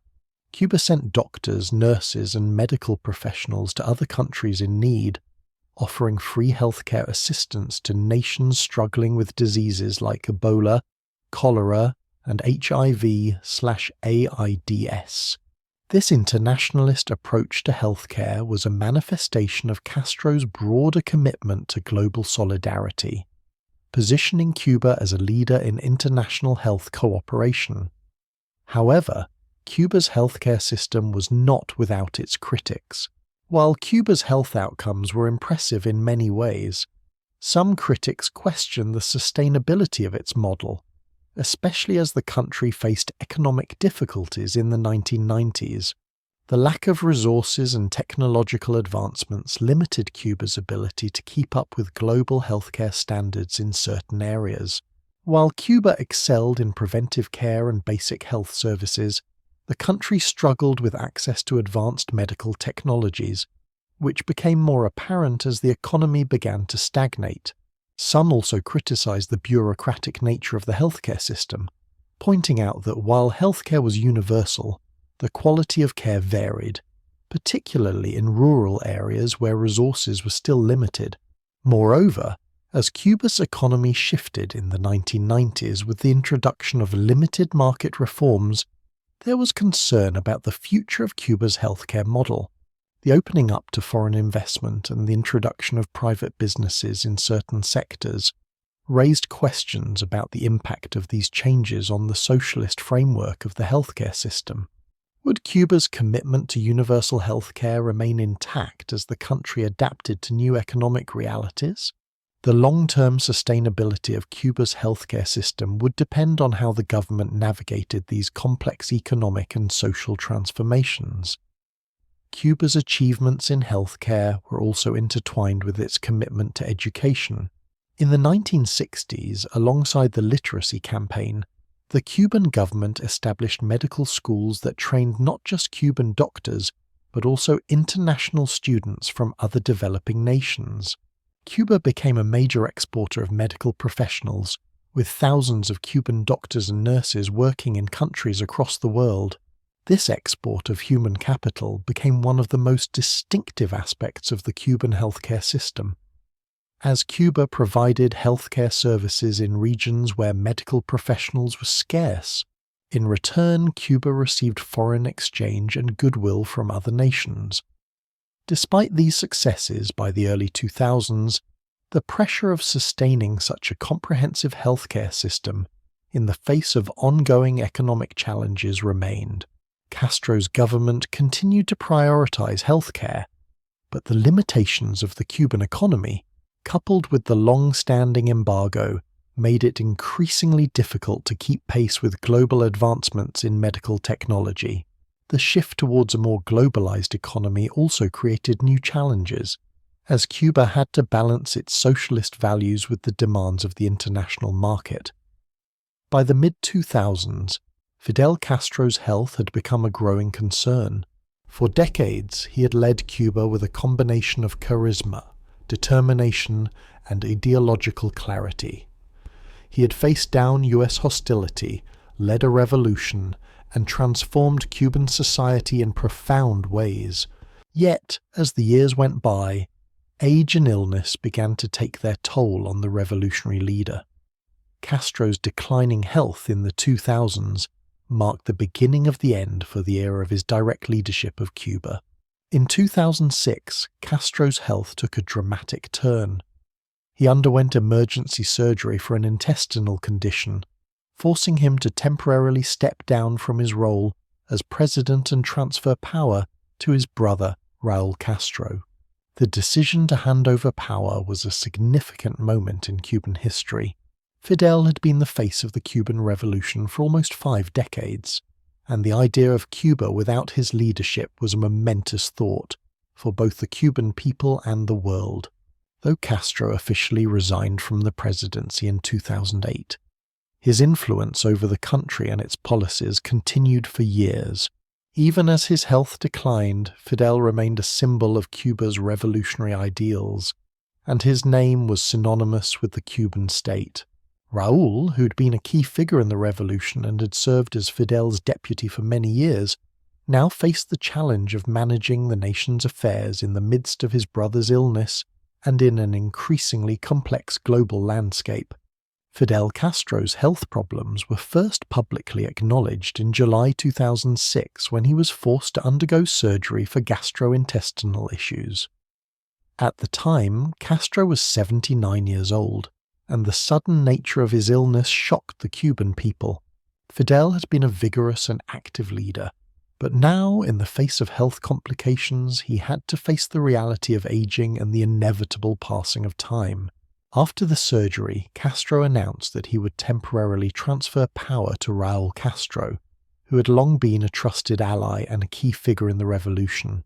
Raúl, a general in the Cuban army, had been deeply involved in the governance of Cuba for many years, and his leadership style was seen as more pragmatic and less charismatic than Fidel's. Raúl had played a central role in managing Cuba's internal affairs and maintaining the country's military readiness. Now, with Fidel unable to continue in his role, Raúl would step in to manage both the day-to-day operations of the government and the long-term strategic direction of the nation. Fidel's decision to pass the leadership mantle to his brother was significant, as it symbolized the continuity of the Castro legacy in Cuba.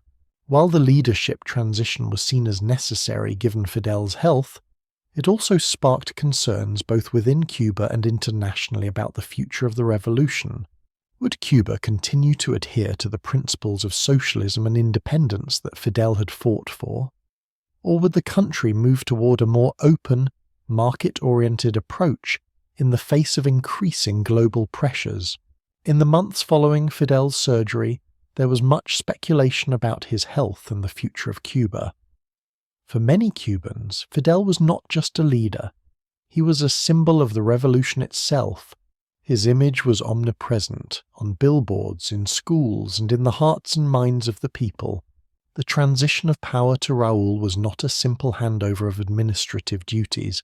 It marked the beginning of a new era for Cuba, one in which Fidel's legacy would be carefully managed, and Raúl would have to navigate a rapidly changing world. Raúl's leadership in the aftermath of Fidel's illness was marked by pragmatism and a cautious approach to economic reform. While Raúl had been an integral part of the Cuban leadership for many years, his approach was seen as more pragmatic and less ideological than his brother's. Under Raúl, Cuba began to experiment with limited economic reforms, including allowing more private businesses and promoting efficiency in state-run industries. These reforms were relatively small in scope, but they represented a shift in Cuba's economic strategy. Raúl was careful not to deviate too far from Fidel's vision of socialism, but he recognized the need to adapt to changing economic realities, particularly as Cuba's economy continued to struggle under the weight of the US, embargo, and the post-Soviet world. During this time, Fidel remained involved in Cuban politics and continued to exert influence over the country, albeit from a more remote position. He wrote extensively for the Cuban press, offering his insights on global issues and Cuban policy. Fidel's reflections on world events, particularly his critique of US foreign policy, were widely read in Cuba, and his words carried significant weight. However, his physical absence from the public stage was a reminder that the future of Cuba would no longer be shaped solely by his leadership. Fidel's declining health also raised questions about the long-term sustainability of Cuba's revolutionary system. While Raúl Castro took steps to ensure a smooth transition of power and maintain stability, the question of Cuba's future after the Castros loomed large. Would Cuba remain a socialist state, or would it open up to greater market reforms and foreign investment? The island had already begun to experiment with limited economic changes, but it remained to be seen whether the revolution's ideals could be maintained in a rapidly changing world. The years following Fidel's illness saw a gradual shift in the leadership dynamic within Cuba. Raúl Castro, now in control of the government, began to implement some changes, particularly in the realm of economic policy. However, the country's political system remained firmly in the hands of the Communist Party, and the revolutionary ethos continued to guide the country's governance. The transition of power marked the beginning of a new phase for Cuba, one that would eventually see the end of the Castro era, but also the continuation of the revolution's fundamental principles. In 2008, Fidel Castro formally resigned from the presidency after over 4 decades in power. In his resignation letter, he expressed gratitude for the opportunity to serve the Cuban people and reassured the nation that the revolution would continue under Raúl's leadership. The end of Fidel's presidency did not mark the end of his influence on Cuba. His legacy remained a central part of Cuban identity, and his contributions to the revolution continued to be celebrated. Yet, as Raúl took the reins of power, it was clear that Cuba was entering a new chapter, one that would eventually bring about changes in the country's political and economic landscape. Following Fidel Castro's formal resignation in 2008, Raúl Castro assumed leadership of Cuba, marking a new era for the country. While Fidel's legacy remained a powerful force, Raúl, who had long been Fidel's closest ally and second-in-command, began to chart his own course for the Cuban government. Raúl's approach to leadership was often described as more pragmatic and less ideological than Fidel's, and this became evident as he introduced a series of economic and social reforms aimed at modernizing Cuba's socialist system while still preserving its core values. One of the key changes Raúl implemented was a shift toward limited economic liberalization, recognizing the ongoing economic difficulties, especially in the wake of the Soviet Union's collapse and the persistent US. Embargo, Raúl introduced modest reforms designed to increase economic efficiency and alleviate some of the hardships facing the Cuban people. These reforms allowed for greater private enterprise, such as the expansion of small businesses, particularly in sectors like agriculture, construction, and food services. The government also began to reduce restrictions on self-employment, allowing more Cubans to start their own small businesses. Raúl's government also sought to decentralize control over the economy. Under Fidel, the Cuban economy had been highly centralized, with much of the decision-making concentrated in the hands of the state. Raúl's reforms allowed for greater autonomy for local governments and businesses. The goal was to increase efficiency, reduce bureaucratic inefficiencies, and give people more control over their economic activities. However, these reforms were gradual and carefully controlled to ensure that Cuba's socialist principles remained intact. While Raúl's economic reforms were seen as a departure from Fidel's more rigid policies, they were also viewed as a necessary adaptation to changing global conditions. In addition to economic reforms, Raúl Castro also addressed the issue of Cuba's aging leadership. Many of the country's high-ranking officials, including Fidel himself, had spent decades in power, and the revolution's early leadership was now in its twilight years. Raúl recognized the need for generational change and began to promote younger leaders within the Communist Party and the government. This generational shift was crucial for the future of Cuba, as it ensured that the revolution could continue while adapting to the realities of the 21st century. Raúl also took steps to increase Cuba's diplomatic engagement with the world. While Cuba's relationship with the United States had long been strained, Raúl sought to improve relations with other countries, especially in Latin America. He strengthened ties with Venezuela, led by the socialist president Hugo Chavez, and with other left-wing governments in the region. These relationships provided Cuba with economic and political support, especially as it faced the challenges of the US embargo. Raúl also worked to improve Cuba's relations with European and Asian nations, seeking to diversify Cuba's international partnerships and reduce its reliance on any single country. Despite these reforms, Raúl's leadership was still shaped by the legacy of the Cuban Revolution. Although he implemented changes to Cuba's economy and society, he remained committed to the core principles of socialism and the preservation of Cuba's political system. Raúl was careful not to move too far away from Fidel's vision, maintaining the dominance of the Communist Party and ensuring that the state retained control over key sectors of the economy. This cautious approach allowed him to implement reforms without jeopardizing the revolution's ideals.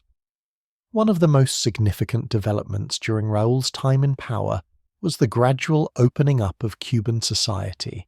Under Fidel, Cuba had been a highly controlled society, with restrictions on free speech, political dissent, and independent media. Raúl, however, made some limited efforts to allow greater freedom of expression. In 2013, Raúl gave his blessing to a new generation of Cuban journalists, encouraging them to report more freely on social issues and government policies, while Cuba's media remained tightly controlled by the state. This shift was seen as a significant step toward more openness in Cuban society. However, Raúl's reforms did not go far enough for many who had hoped for a more radical shift toward greater political freedom. Critics of the Cuban government, both inside and outside the country, argued that Raúl's changes were insufficient and that the country remained under an authoritarian regime. Cuba's political system continued to be dominated by the Communist Party, with little space for opposition parties or independent political activity. Raúl's cautious approach to reform also meant that many aspects of Cuban society remained under tight control, including the economy, the media, and civil society. The question of Cuba's future leadership was another issue that loomed over Raúl's presidency. In 2018, Raúl announced that he would step down as president, marking the end of the Castro family's direct control of the Cuban government. While Raúl's resignation was expected, it marked a symbolic shift for Cuba, as it signaled the possibility of a post-Castro era. Raúl's departure also highlighted the challenges Cuba faced in transitioning from the leadership of the Castro brothers to a new generation of leaders. The future of Cuba's political system and its commitment to socialism remained uncertain as the country entered this new phase. Raúl's legacy, like his brother Fidel's, would be shaped by both successes and limitations. Under his leadership, Cuba made important strides in modernizing its economy, improving diplomatic relations and allowing for some social freedoms. However, his cautious approach to reform and his adherence to the principles of the revolution also meant that many of the challenges facing Cuba, such as economic stagnation, political repression, and the lack of a clear path for democratic transition, remained unresolved. As Cuba moved beyond the Castro era, the nation faced new challenges, but it also had the opportunity to redefine its future in a rapidly changing world. Raúl's leadership laid the groundwork for Cuba's transition into the 21st century. His pragmatic approach allowed Cuba to adapt to some of the demands of globalization while preserving its socialist identity. However, as he stepped down and power passed to a new generation of leaders, the question of what Cuba's future would look like, politically, economically, and socially, remained unanswered. Raúl's era marked a time of cautious reform and adaptation, but it also raised important questions about the sustainability of Cuba's socialist revolution in a rapidly changing world. The year 2018 marked a monumental shift in Cuba's political landscape. Raúl Castro officially stepped down as president, bringing an end to the era of Castro family rule that had shaped the country for nearly 6 decades. While Raúl had already been guiding Cuba with a more pragmatic, reform-oriented approach since taking power in 2006, his resignation signified the culmination of an era. It was the first time since the revolution in 1959 that the Cuban government would no longer be led by a member of the Castro family. With Raúl's departure, Cuba entered a new phase in its revolution, one that would be defined by the leadership of a younger generation and the question of whether the country could continue to balance its socialist ideals with the demands of modern economic and political realities. Raúl Castro's resignation from the presidency was part of a broader generational shift that had been slowly taking shape in Cuba. Raúl, who had been a loyal supporter and partner of his brother Fidel since the early days of the revolution, had always understood the need for gradual change. Under his leadership, Cuba saw a combination of cautious reforms, particularly in the economic sphere, while maintaining a commitment to the core principles of socialism. Yet as he reached the end of his tenure, Raúl recognized that the country could no longer rely on the Castro family to guide it through the challenges of the 21st century. It was time for new leaders to take the reins. Raúl's departure was not the only significant political shift in Cuba. In the same year, the Cuban National Assembly elected Miguel Díaz-Canel as the new president.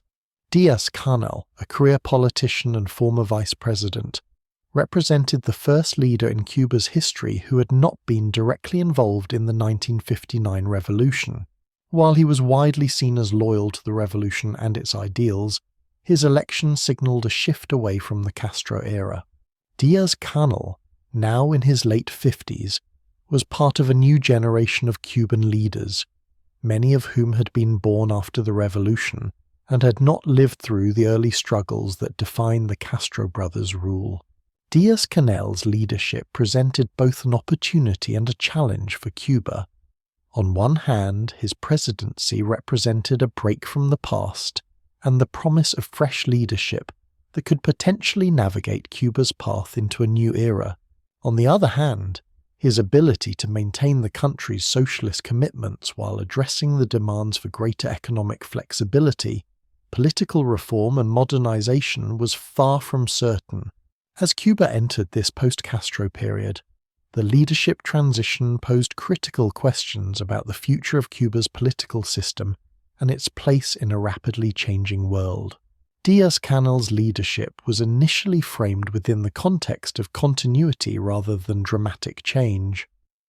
Raúl Castro, though no longer president, remained deeply involved in the Cuban political system as the head of the Communist Party.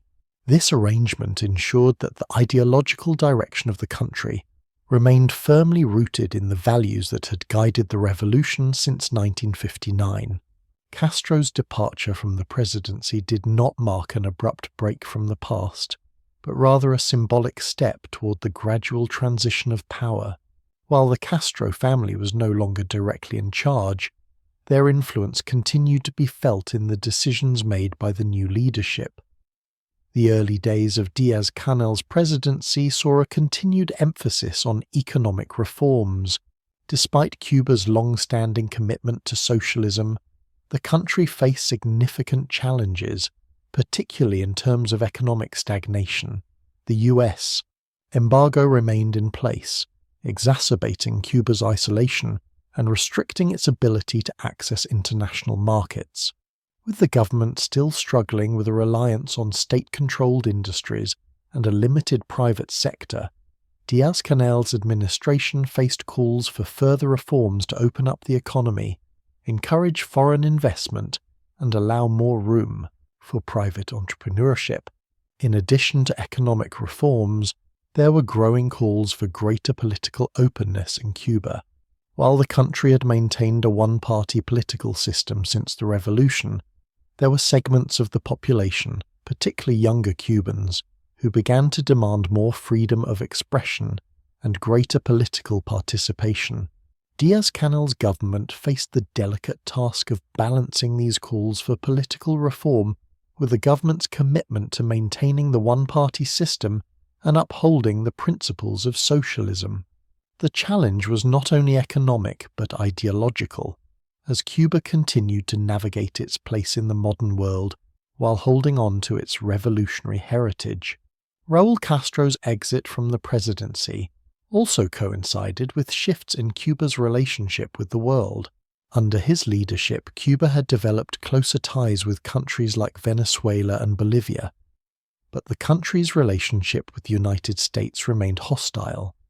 In 2014, U.S. President Barack Obama and Raúl Castro had agreed to restore diplomatic relations, ending decades of hostility and marking a hopeful moment for Cuba's engagement with the West. However, the subsequent election of President Donald Trump in 2016 saw a reversal of many of the Obama-era policies, and relations between Cuba and the US grew tense again.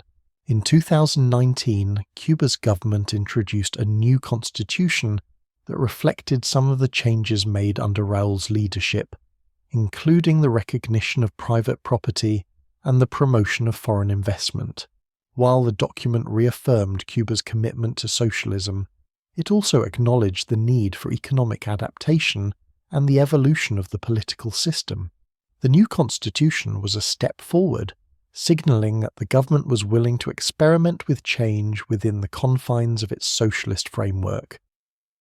Despite these reforms, Cuba's future remained uncertain. The country's economic challenges were compounded by a global economy that was increasingly globalized, capitalist and market-driven. Cuba's dependence on state control, combined with its limited engagement with the global market, left it vulnerable to economic difficulties. Further, Cuba's aging population and declining birth rates created demographic challenges that would need to be addressed in the coming decades. For many Cubans, the transition from the Castro era was a moment of both hope and apprehension. The end of an era did not mean the end of the revolution. It signaled a new chapter in Cuba's history, one that would be shaped by the next generation of leadership. Díaz-Canel's presidency was viewed by some as an opportunity for a more modern, flexible approach to governance. Others feared that the changes being introduced would dilute the revolutionary ideals that had defined Cuba for more than half a century. As Cuba navigated this new phase, the question remained: how would the country reconcile its socialist commitments with the demands of a rapidly changing world?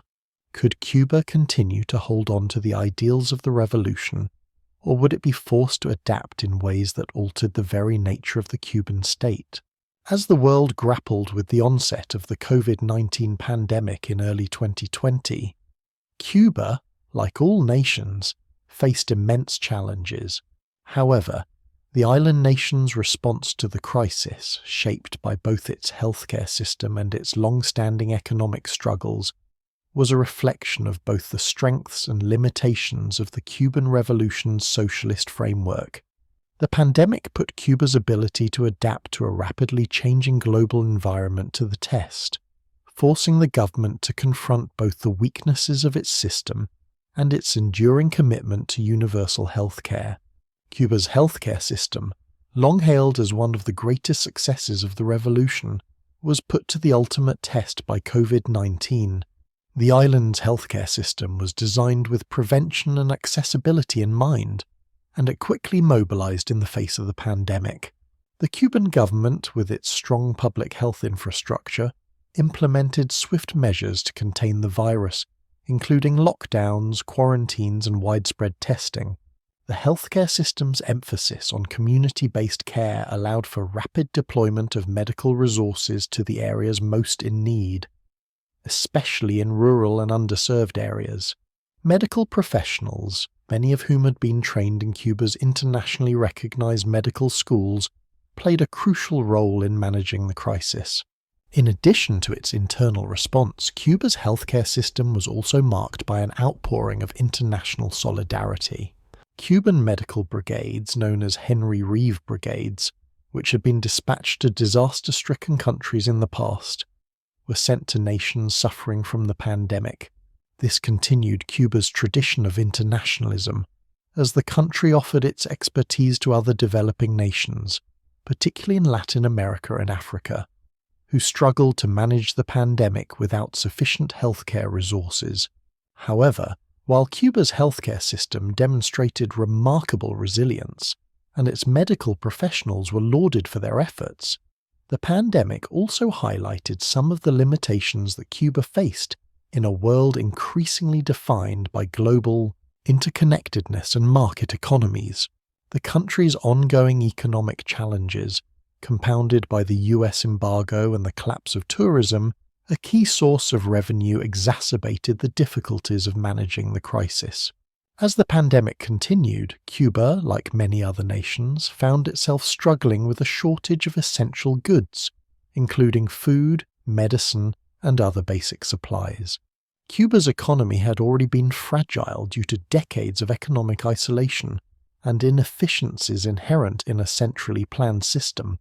With the COVID-19 pandemic disrupting global supply chains and reducing revenue from tourism and exports, the island faced an economic downturn of unprecedented scale.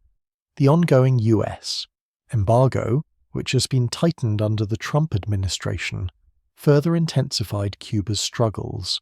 This created significant challenges for the Cuban people, many of whom faced increasing shortages of goods and a growing sense of economic hardship. Cuba's state-controlled economy, while able to respond quickly to public health needs, struggled to meet the demands of everyday life. Food shortages, fuel shortages, and economic restrictions became more acute as the pandemic continued. Many Cubans experienced difficulties accessing basic necessities, and protests began to surface in several parts of the country in 2021, fueled by frustration over the economic difficulties and the lack of sufficient resources.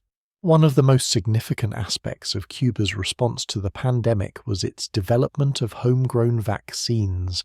In a world where access to vaccines was becoming increasingly important, Cuba's biotechnology sector, long a point of national pride, quickly turned its attention to developing its own vaccines. The Cuban government announced the successful development of two vaccines, Soberana 02 and Abdala, both of which were produced domestically. This marked a remarkable achievement for a country with limited resources, highlighting Cuba's scientific innovation and its commitment to overcoming the challenges of the pandemic. By 2021, Cuba was vaccinating its population with its own vaccines, a source of national pride.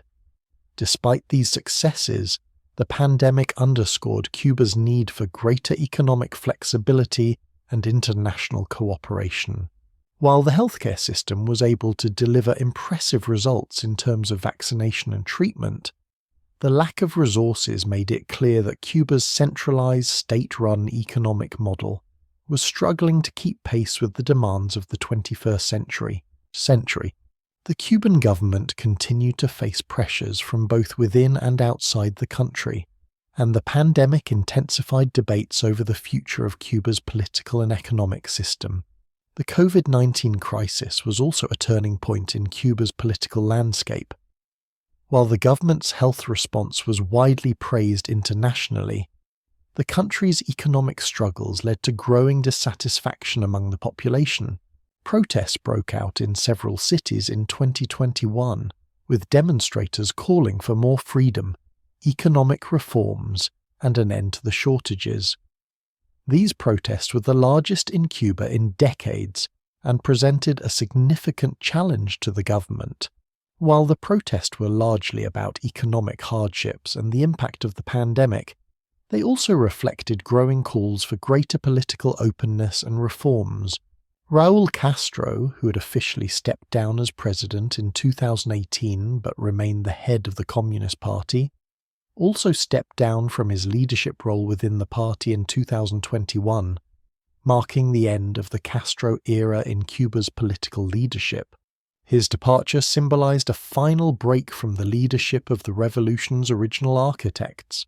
The new leadership, under Miguel Díaz-Canel, now faced the challenge of navigating both the domestic challenges of economic instability and social unrest, and the international challenges of managing Cuba's relationship with the United States, its allies, and the broader global community.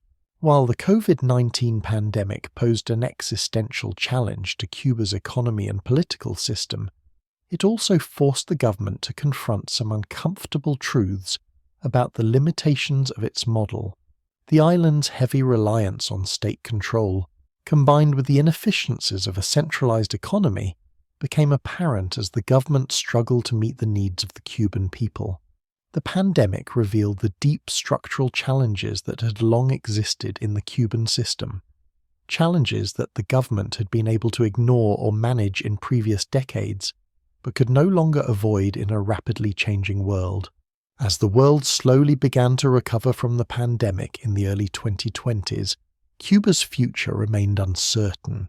Díaz-Canel's leadership and the broader Cuban government's ability to manage both the economic and political pressures would define the future of the revolution. Cuba was at a crossroads, facing both an opportunity to reform and a challenge to preserve its identity as a socialist state. As the 2020s unfolded, Cuba found itself at a crossroads. The leadership transition from Raúl Castro to Miguel Díaz-Canel in 2018 had marked the end of the Castro family's direct control over the country, but Fidel and Raúl's revolutionary legacy continued to cast a long shadow over the nation's political, economic and social landscape. By 2021, Cuba was grappling with numerous challenges, from the economic strain exacerbated by the US embargo and the pandemic, to growing calls for greater political freedom and reform. Yet, with new leadership in place and the ongoing commitment to socialist ideals, Cuba also faced opportunities for change, renewal and adaptation. Cuba's economy in the 2020s remained in a precarious position, shaped by decades of isolation and the ongoing US embargo. The economic difficulties that had plagued Cuba since the collapse of the Soviet Union had worsened during the special period, and the COVID-19 pandemic only deepened the crisis. Tourism, once a crucial source of income for the country, had been decimated by the pandemic, and the scarcity of goods, particularly food, medicine, and basic consumer products, remained a pressing issue for ordinary Cubans. Despite these difficulties, Cuba's government continued to implement reforms. In 2021, Cuba's new economic reform measures, known as the Ordering Task, reordenamiento, sought to address the country's dual currency system and streamline the state's role in the economy.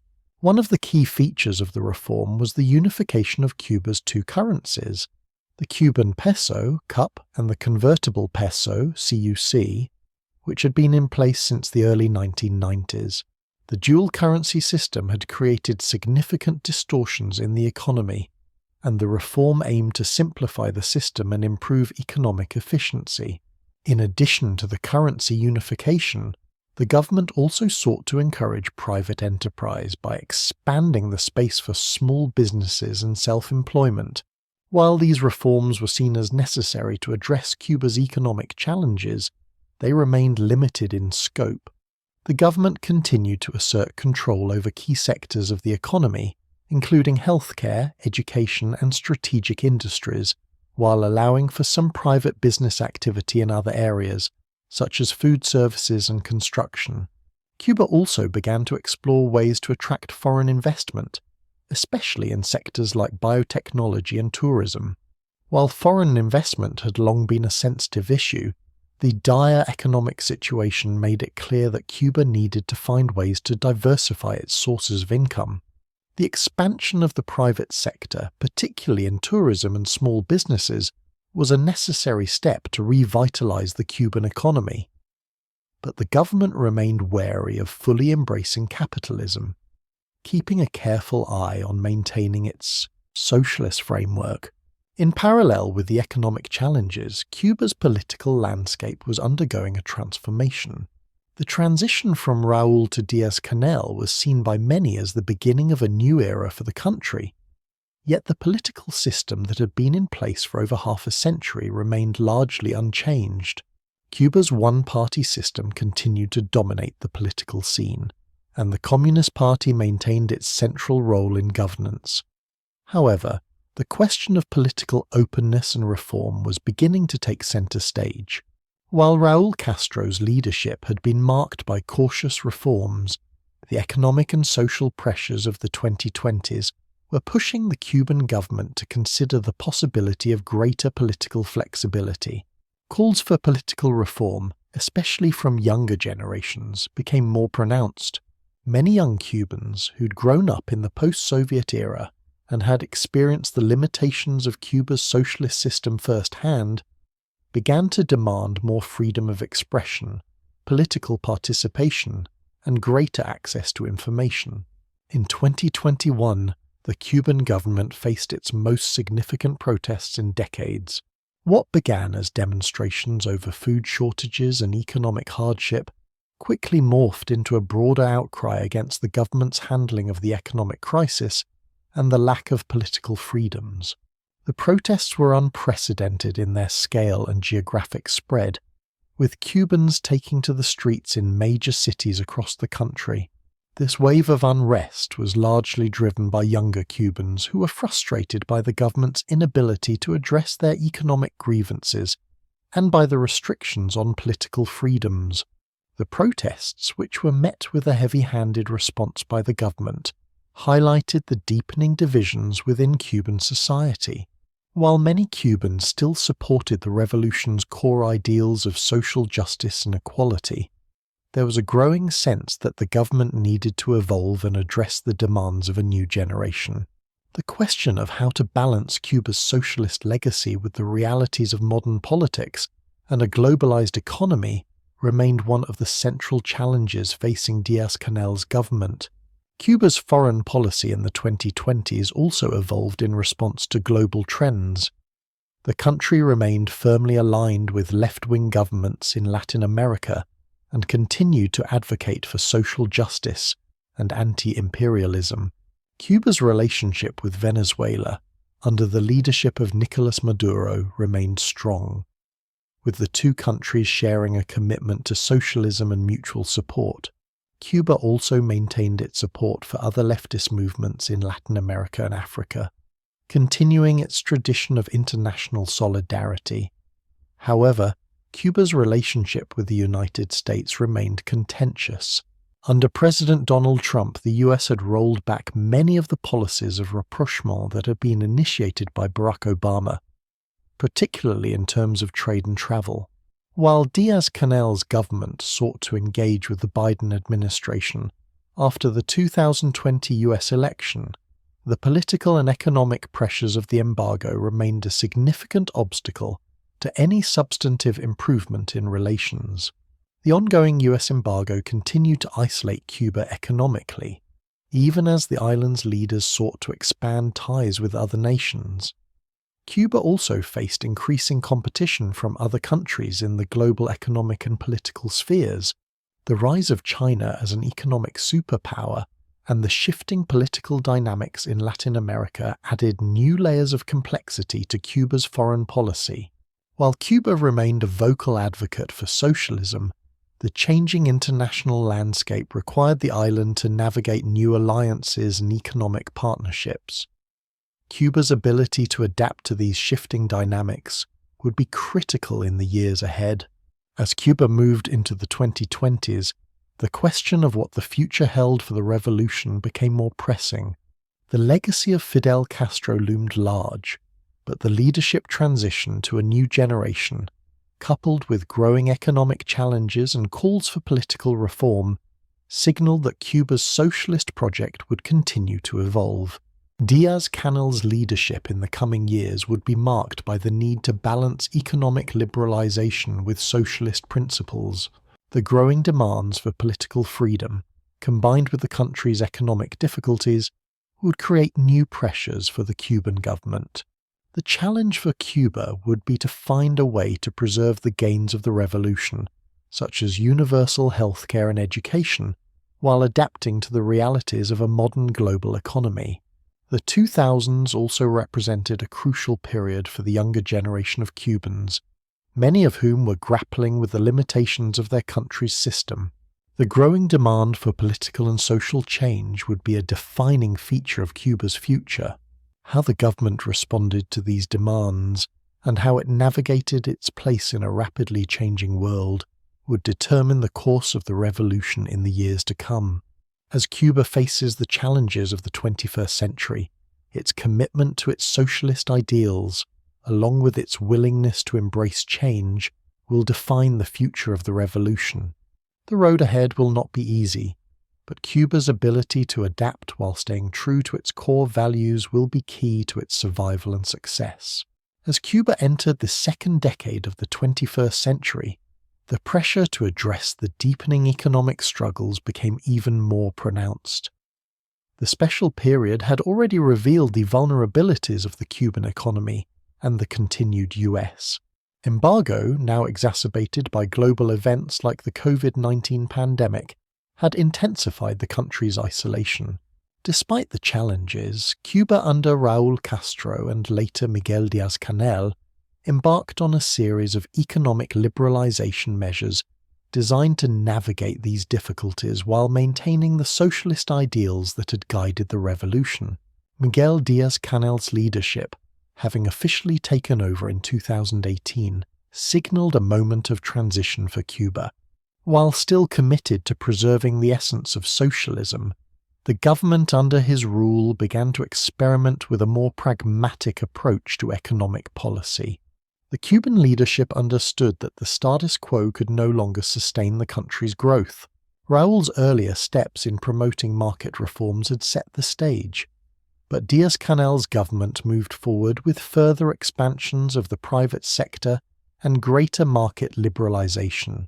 In 2021, the Cuban government implemented a set of reforms that reflected a gradual shift toward economic liberalization. The decision to allow greater private entrepreneurship, albeit within the boundaries of the state's control, was part of an effort to revive Cuba's stagnant economy. The government began to encourage small private businesses, or cuentapropistas, and authorized a broader range of self-employment, opening the door to more private initiatives in sectors such as construction, food services, and retail. These reforms were seen as vital for addressing the severe shortages of goods and services that plagued the Cuban people. While these moves represented a departure from the traditional model of state socialism, the government remained careful about not letting private business dominate or overshadow the state-controlled sectors of the economy. Despite the market-friendly policies, the Cuban state retained a significant role in key industries such as healthcare, education, and strategic resources like energy and tourism. The aim was to balance the need for economic flexibility with the need to preserve the revolutionary ideals of equality and social welfare. The reforms, while popular in some quarters, also brought new challenges. A rising income inequality became a noticeable concern as private businesses began to thrive in certain sectors. Some Cubans who were able to take advantage of the new economic opportunities enjoyed increased prosperity, while others remained trapped in the state-run sector, often facing lower wages and fewer opportunities for advancement. This growing disparity between the haves and have-nots created a sense of discontent among many, particularly as the population saw limited tangible improvements in their standard of living. Additionally, there were concerns about the effects of economic liberalization on the fabric of Cuban society. The rapid growth of the private sector raised fears about the potential erosion of social solidarity and collective well-being, core tenets of the Cuban Revolution. Despite these concerns, the government emphasized that the reforms were meant to augment the socialist project, not undermine it. Nevertheless, the transition toward a mixed economy, one that combined state control with elements of market capitalism, posed risks for the Cuban political system, which had long been defined by its central control and focus on collective welfare.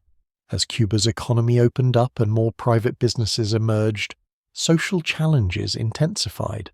While Díaz-Canel's government was attempting to modernize the economy, these efforts clashed with the political system's rigid adherence to one-party rule. The calls for greater political freedoms, free speech, and greater civil liberties became louder. Cuba's political structure, which had been founded on the premise of revolutionary unity, was under increasing pressure from younger generations who sought a more democratic approach to governance. These demands for change were particularly evident in the protests that took place across the island in July 2021. The protests, which were the largest and most widespread in Cuba since the revolution, began as a reaction to the dire economic situation. Citizens were frustrated with food shortages, rising prices, and poor access to basic goods. The frustration over the government's handling of the pandemic, the continuation of the US embargo, and the lack of sufficient reforms also contributed to the discontent. While the protests were primarily economic in nature, they also reflected deeper issues surrounding political freedom and the right to speak out against government policies. Many protesters openly called for more political openness, an end to the repression of dissent, and greater freedom of expression. These protests were quickly met with a strong response from the government, with security forces deployed to control the crowds and arrest protesters. This crackdown drew international criticism, further isolating Cuba from the global community. Díaz-Canel and his government framed the protests as a reaction to external forces, particularly the US, which they accused of fomenting unrest through social media and other channels.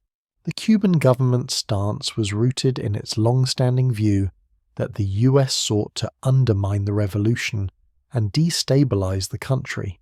However, despite this narrative, it was clear that the protests had deep domestic roots, with many Cubans calling for a more open political system, improved living conditions, and an end to corruption. These protests represented a significant challenge to the government, as they signaled a growing disconnect between the leadership and the Cuban people, especially the younger generations. The government's response to the protests demonstrated the limits of Cuba's political system in dealing with dissent, and it highlighted the difficulties of governing a nation that was increasingly yearning for change. In addition to domestic pressures, the Cuban diaspora played an increasingly important role in shaping the island's future. Over the years, millions of Cubans had left the island for the US and other countries, creating a large and vocal expatriate community. This diaspora had long been critical of the Cuban government, and many Cuban Americans, particularly in Florida, were strong advocates for a change in Cuba's political system. The US embargo, which had been a central feature of Cuba's isolation for decades, was one of the key points of contention between the Cuban government and the diaspora. Under the Biden administration, there were hopes for a return to the more open relations between Cuba and the US that had been seen under President Obama. However, by 2021, there had been no significant shifts in US Policy and the embargo remained in place. The Cuban government continued to frame the US as an enemy, but the reality of economic struggles and the global desire for engagement created tensions in this rhetoric. Cuba's leadership under Díaz-Canel recognized the importance of engaging with the world beyond the US and began cultivating stronger ties with other countries in Latin America and Europe, as well as seeking economic partnerships with China. Cuba's future as it entered the 2020s was uncertain. Díaz-Canel's leadership had brought some much-needed reforms, but the country's political and economic system remained under strain. The Cuban Revolution, now over 6 decades old, had faced many challenges over the years, but the rapid changes in the global economy, the growing demands for political freedom, and the economic difficulties of the COVID-19 pandemic made the current moment more precarious than ever. The key question for Cuba's leadership was how to preserve the gains of the revolution, such as universal healthcare, education, and a strong sense of national sovereignty, while adapting to the realities of a modern world that was increasingly globalized, interconnected, and capitalist. The future of Cuba's socialist project would depend on how the government could manage these tensions, ensure social stability, and maintain its relevance in an ever-changing political and economic landscape. As Cuba entered the post-Castro era, the challenges it faced were significant, but so were the opportunities for change. With the right balance of reform and preservation, Cuba could potentially chart a new path for itself, one that honored its revolutionary heritage while embracing the needs and aspirations of a new generation of Cubans. As Cuba continues to navigate its post-Castro era, the legacy of Fidel Castro remains central to the identity and direction of the nation. Fidel's leadership not only reshaped Cuba, but also left an indelible mark on global politics. The revolution he led in 1959 transformed the island into a beacon of defiance against imperialism, particularly in Latin America, and shaped the course of Cuba's history for over half a century. However, as Cuba moves forward in the 21st century, the challenge is to preserve the achievements of the revolution while adapting to the pressures of modernity, global interconnectedness, and the demands of a younger generation. Fidel Castro's role in the Cuban Revolution is well documented. He was the charismatic leader who, alongside his brother Raúl and Che Guevara, overthrew the Batista regime. Under his leadership, Cuba embarked on sweeping reforms that included land redistribution, the nationalization of industries, and the establishment of a universal healthcare system and free education. These measures aimed to eradicate the social inequalities that had plagued the country under previous regimes and were central to the revolution's appeal. However, Castro's legacy is not without controversy. His commitment to Marxist-Leninist principles and his authoritarian approach to governance led to a regime that stifled political dissent, restricted civil liberties, and suppressed opposition. While the Cuban people enjoyed improvements in health, education, and social welfare, the political system remained tightly controlled. There were few avenues for political participation, and freedom of speech and press were heavily restricted. This authoritarianism, particularly in the context of human rights, has been one of the most contentious aspects of Castro's rule. For many critics, his desire for control and the repression of dissent overshadowed the social gains achieved under the revolution. Yet for many Cubans, especially those in the lower classes, Fidel Castro remains a symbol of resistance to imperialism and a defender of national sovereignty. The Cuban people remember his leadership with deep reverence, particularly for the country's successes in education and healthcare. Castro's unwavering stance against US dominance and his support for global socialist movements have secured his place as a revolutionary icon not just in Cuba, but across much of the global South. One of Fidel Castro's most significant contributions was his commitment to improving the lives of ordinary Cubans through social reforms. The Cuban government's emphasis on education and healthcare became pillars of the revolutionary system. By the early 1960s, Cuba had eradicated illiteracy, and by the 1980s the country had one of the highest literacy rates in the world. Universal access to healthcare, a hallmark of the Cuban system, led to an impressive decline in infant mortality and increased life expectancy. The social achievements of the revolution, particularly in healthcare and education, were often held up as examples of what a socialist society could achieve. Even in the face of economic challenges, Castro's leadership turned Cuba into a world leader in medical research and health outreach, and Cuban doctors became synonymous with international solidarity, offering medical assistance in numerous developing countries. The island's focus on preventative healthcare also contributed to the country's ability to maintain a relatively healthy population despite limited resources. However, as the country entered the 1990s, Cuba's economic model faced greater challenges. The collapse of the Soviet Union deprived Cuba of its primary economic partner, leading to severe shortages of goods and services during the special period. While Cuba's healthcare and education systems remained relatively intact, economic hardship led to increasing frustration, particularly among the younger generation.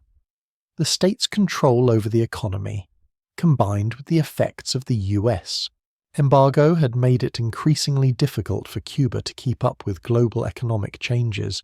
As Fidel Castro gradually ceded leadership to his brother Raúl in the 2000s and eventually stepped down in 2008 due to health issues, Cuba entered a period of transition. Under Raúl Castro, Cuba began to implement cautious economic reforms, allowing for greater private enterprise such as small businesses and self-employment, while maintaining the overarching role of the state in the economy. Raúl's approach was pragmatic, recognizing that Cuba's traditional socialist model had to evolve to meet the challenges of a globalized world.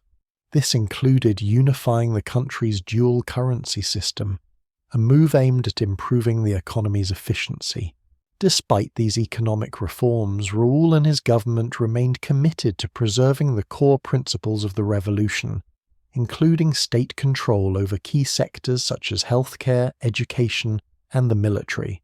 Raúl's reforms were met with some resistance, particularly from those who feared that any form of economic liberalization would lead to the erosion of Cuba's socialist identity.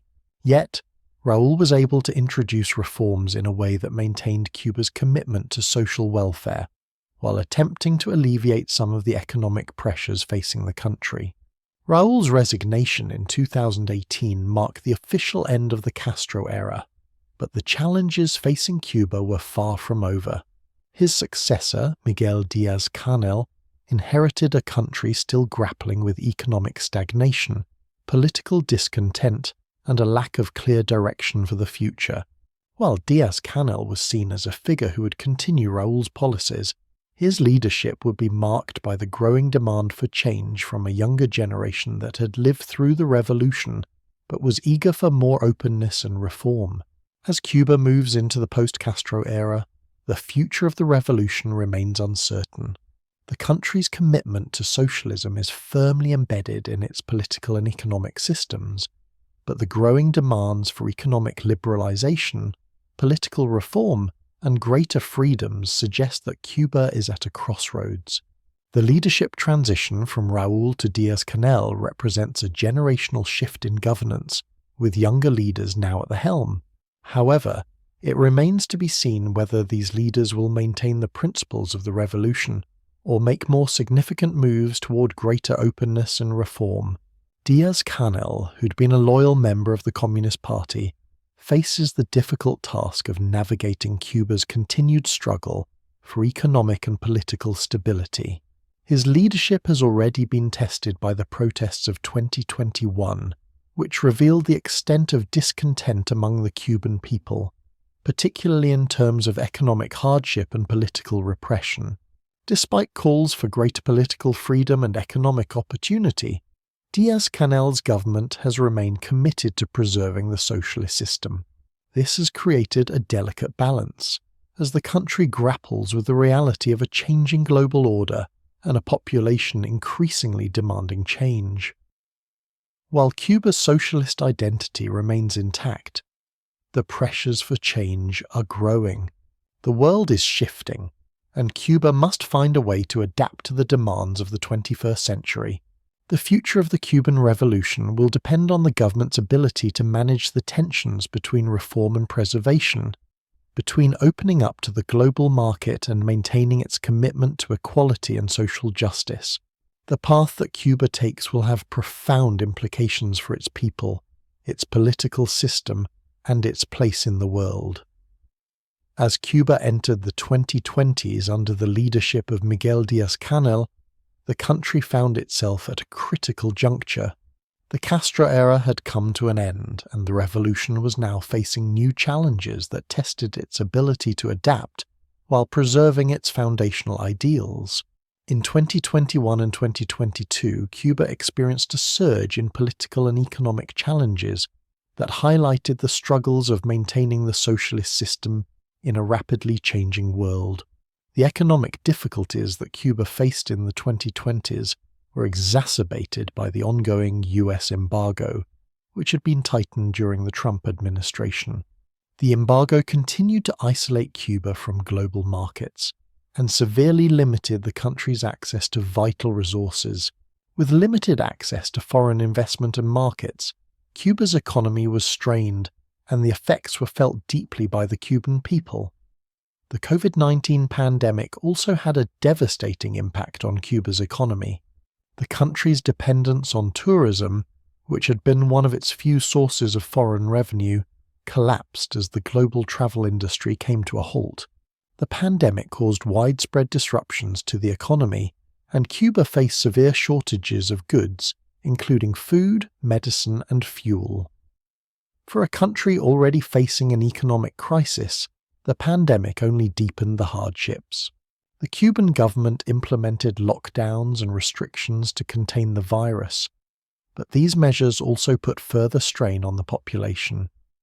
The economic downturn, coupled with food and fuel shortages, led to increased frustration among Cubans. The lack of basic goods, rising inflation, and limited access to essential services created a sense of growing discontent, especially among younger generations. By 2021, Cuba's economy was struggling to recover from the effects of the pandemic, with the country experiencing one of its worst economic crises in decades. The government was forced to introduce new economic reforms aimed at stabilizing the economy, such as currency unification and encouraging private enterprise. However, these measures, while necessary, did little to address the underlying challenges facing the country. Inflation skyrocketed, and the gap between the wealthy and the poor widened, while the government's commitment to socialist ideals remained intact. The reality of economic hardship was inescapable for many Cubans. As Cuba's economic hardships deepened, political unrest also began to grow. In July 2021, the country saw some of the largest protests in decades. What began as demonstrations over food shortages, electricity cuts, and general economic dissatisfaction quickly evolved into broader calls for political reform.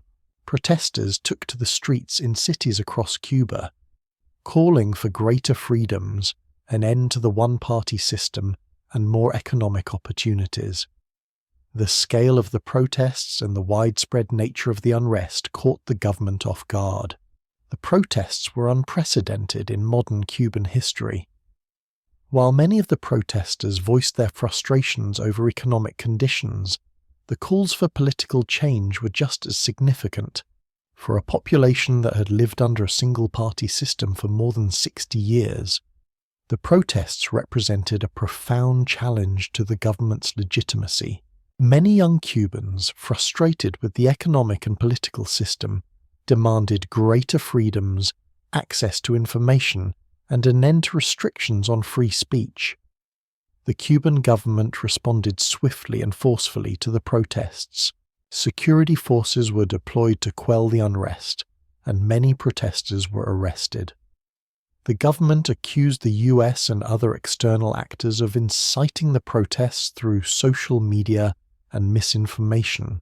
While the government's response succeeded in restoring order, it did not address the underlying causes of the discontent. The protests, however, had a lasting impact on Cuba's political landscape. They revealed the growing rift between the government and younger generations, who were increasingly disillusioned with the political system and its inability to meet their needs. The protests also highlighted the deep economic challenges facing the country, as well as the demands for more political freedoms and reforms. As Cuba moved into the 2020s, the future of the revolution appeared uncertain. The country was at a crossroads, caught between the need for reform and its commitment to socialist ideals.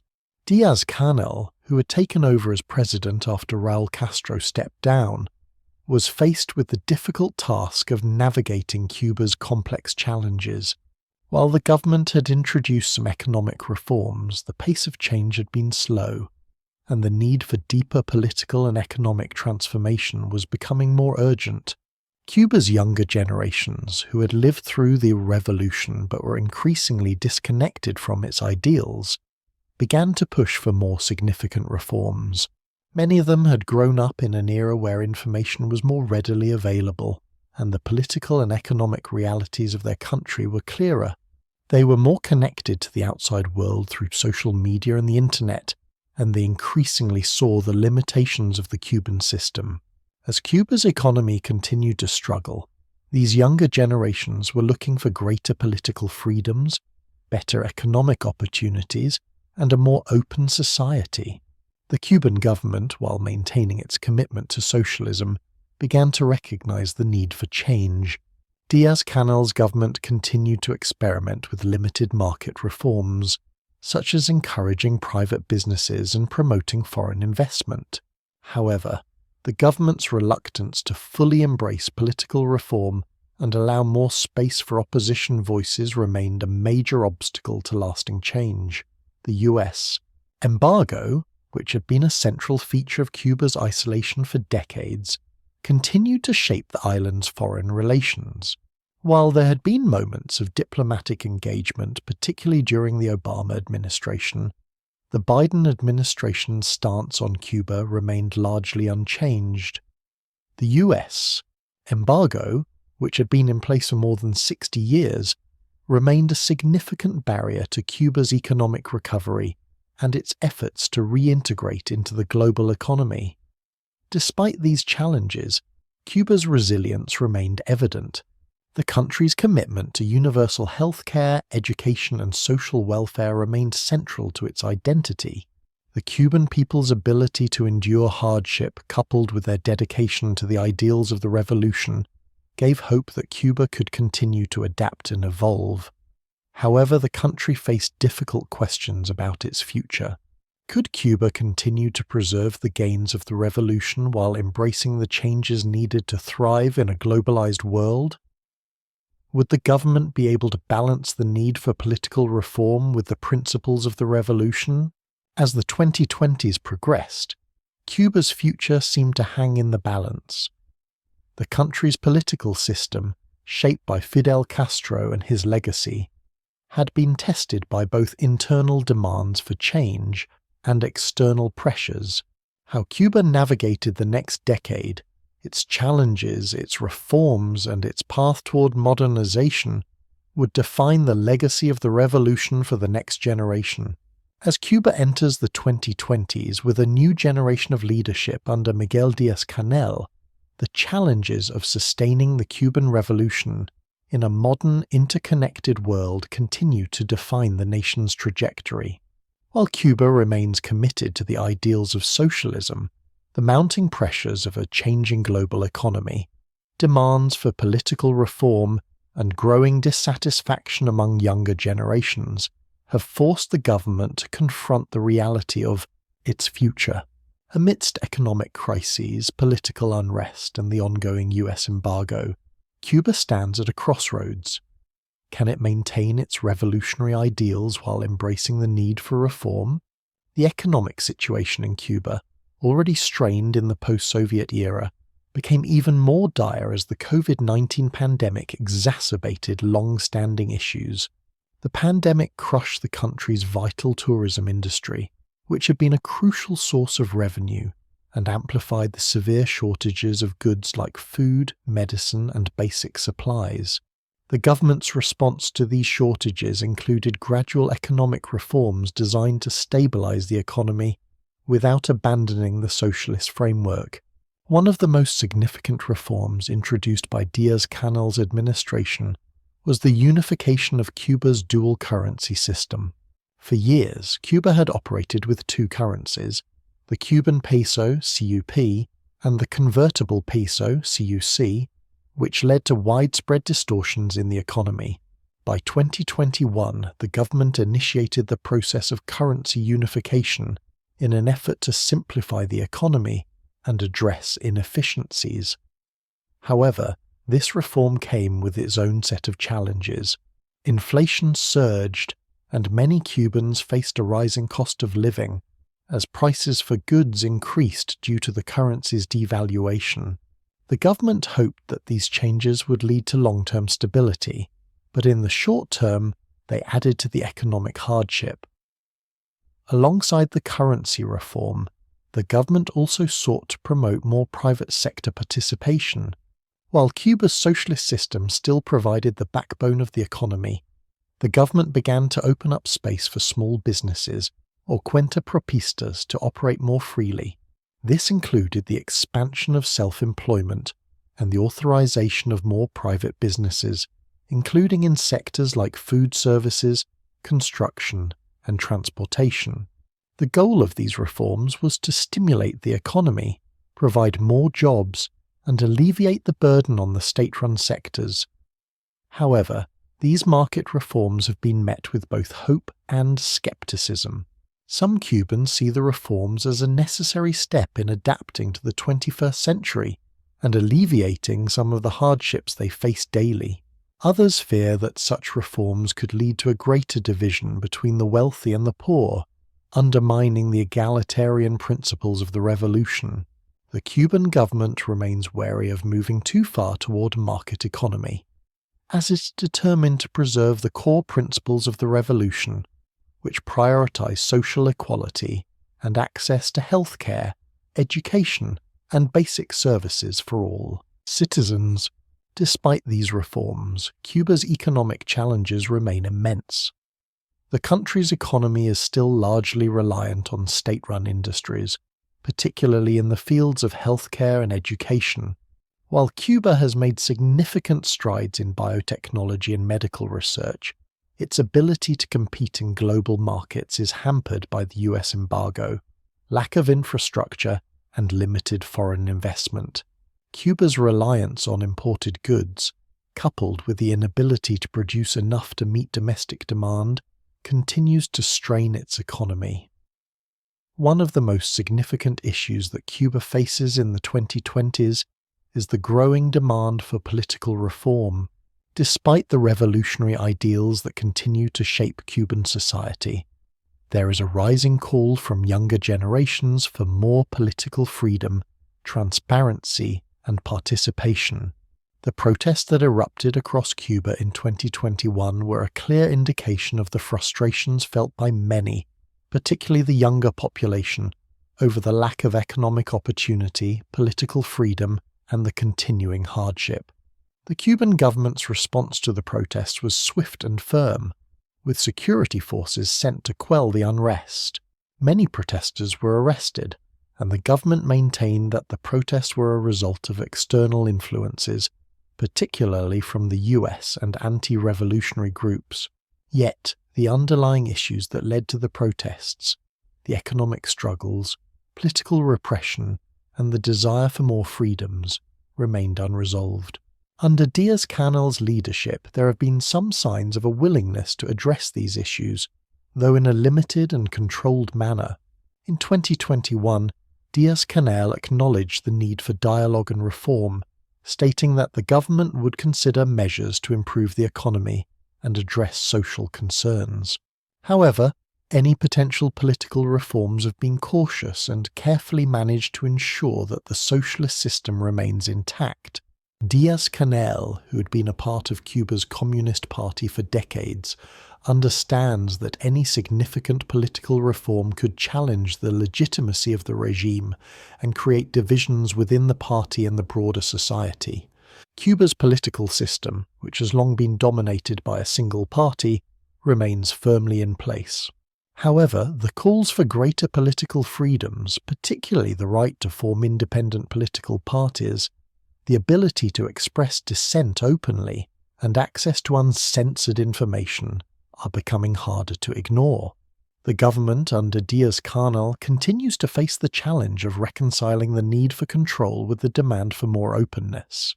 The future of Cuban governance may well hinge on how the country addresses these calls for political reform in the years to come. Another area that will define Cuba's future in the 2020s is its relationship with the United States. The US embargo, which has been in place for over 60 years, continues to be a major obstacle to Cuba's economic recovery and international standing. While the Obama administration made significant strides in normalizing relations with Cuba, the Trump administration rolled back many of those policies, and the Biden administration has yet to make substantial changes.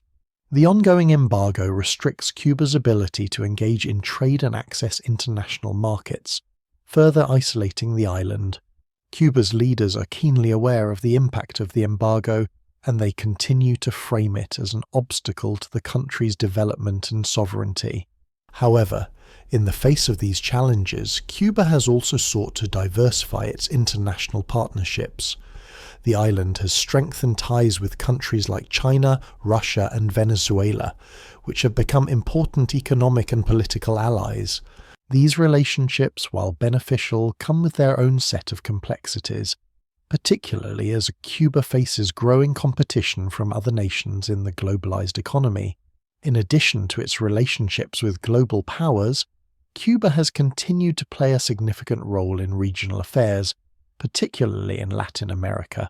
The island has been a vocal supporter of left-wing movements across the region, and its political and economic model continues to serve as a source of inspiration for other socialist movements. However, the changing political dynamics in the region, with a shift toward more conservative governments in many countries, presents a challenge for Cuba's foreign policy. As Cuba navigates the 2020s, its future will be shaped by its ability to adapt to both internal and external pressures.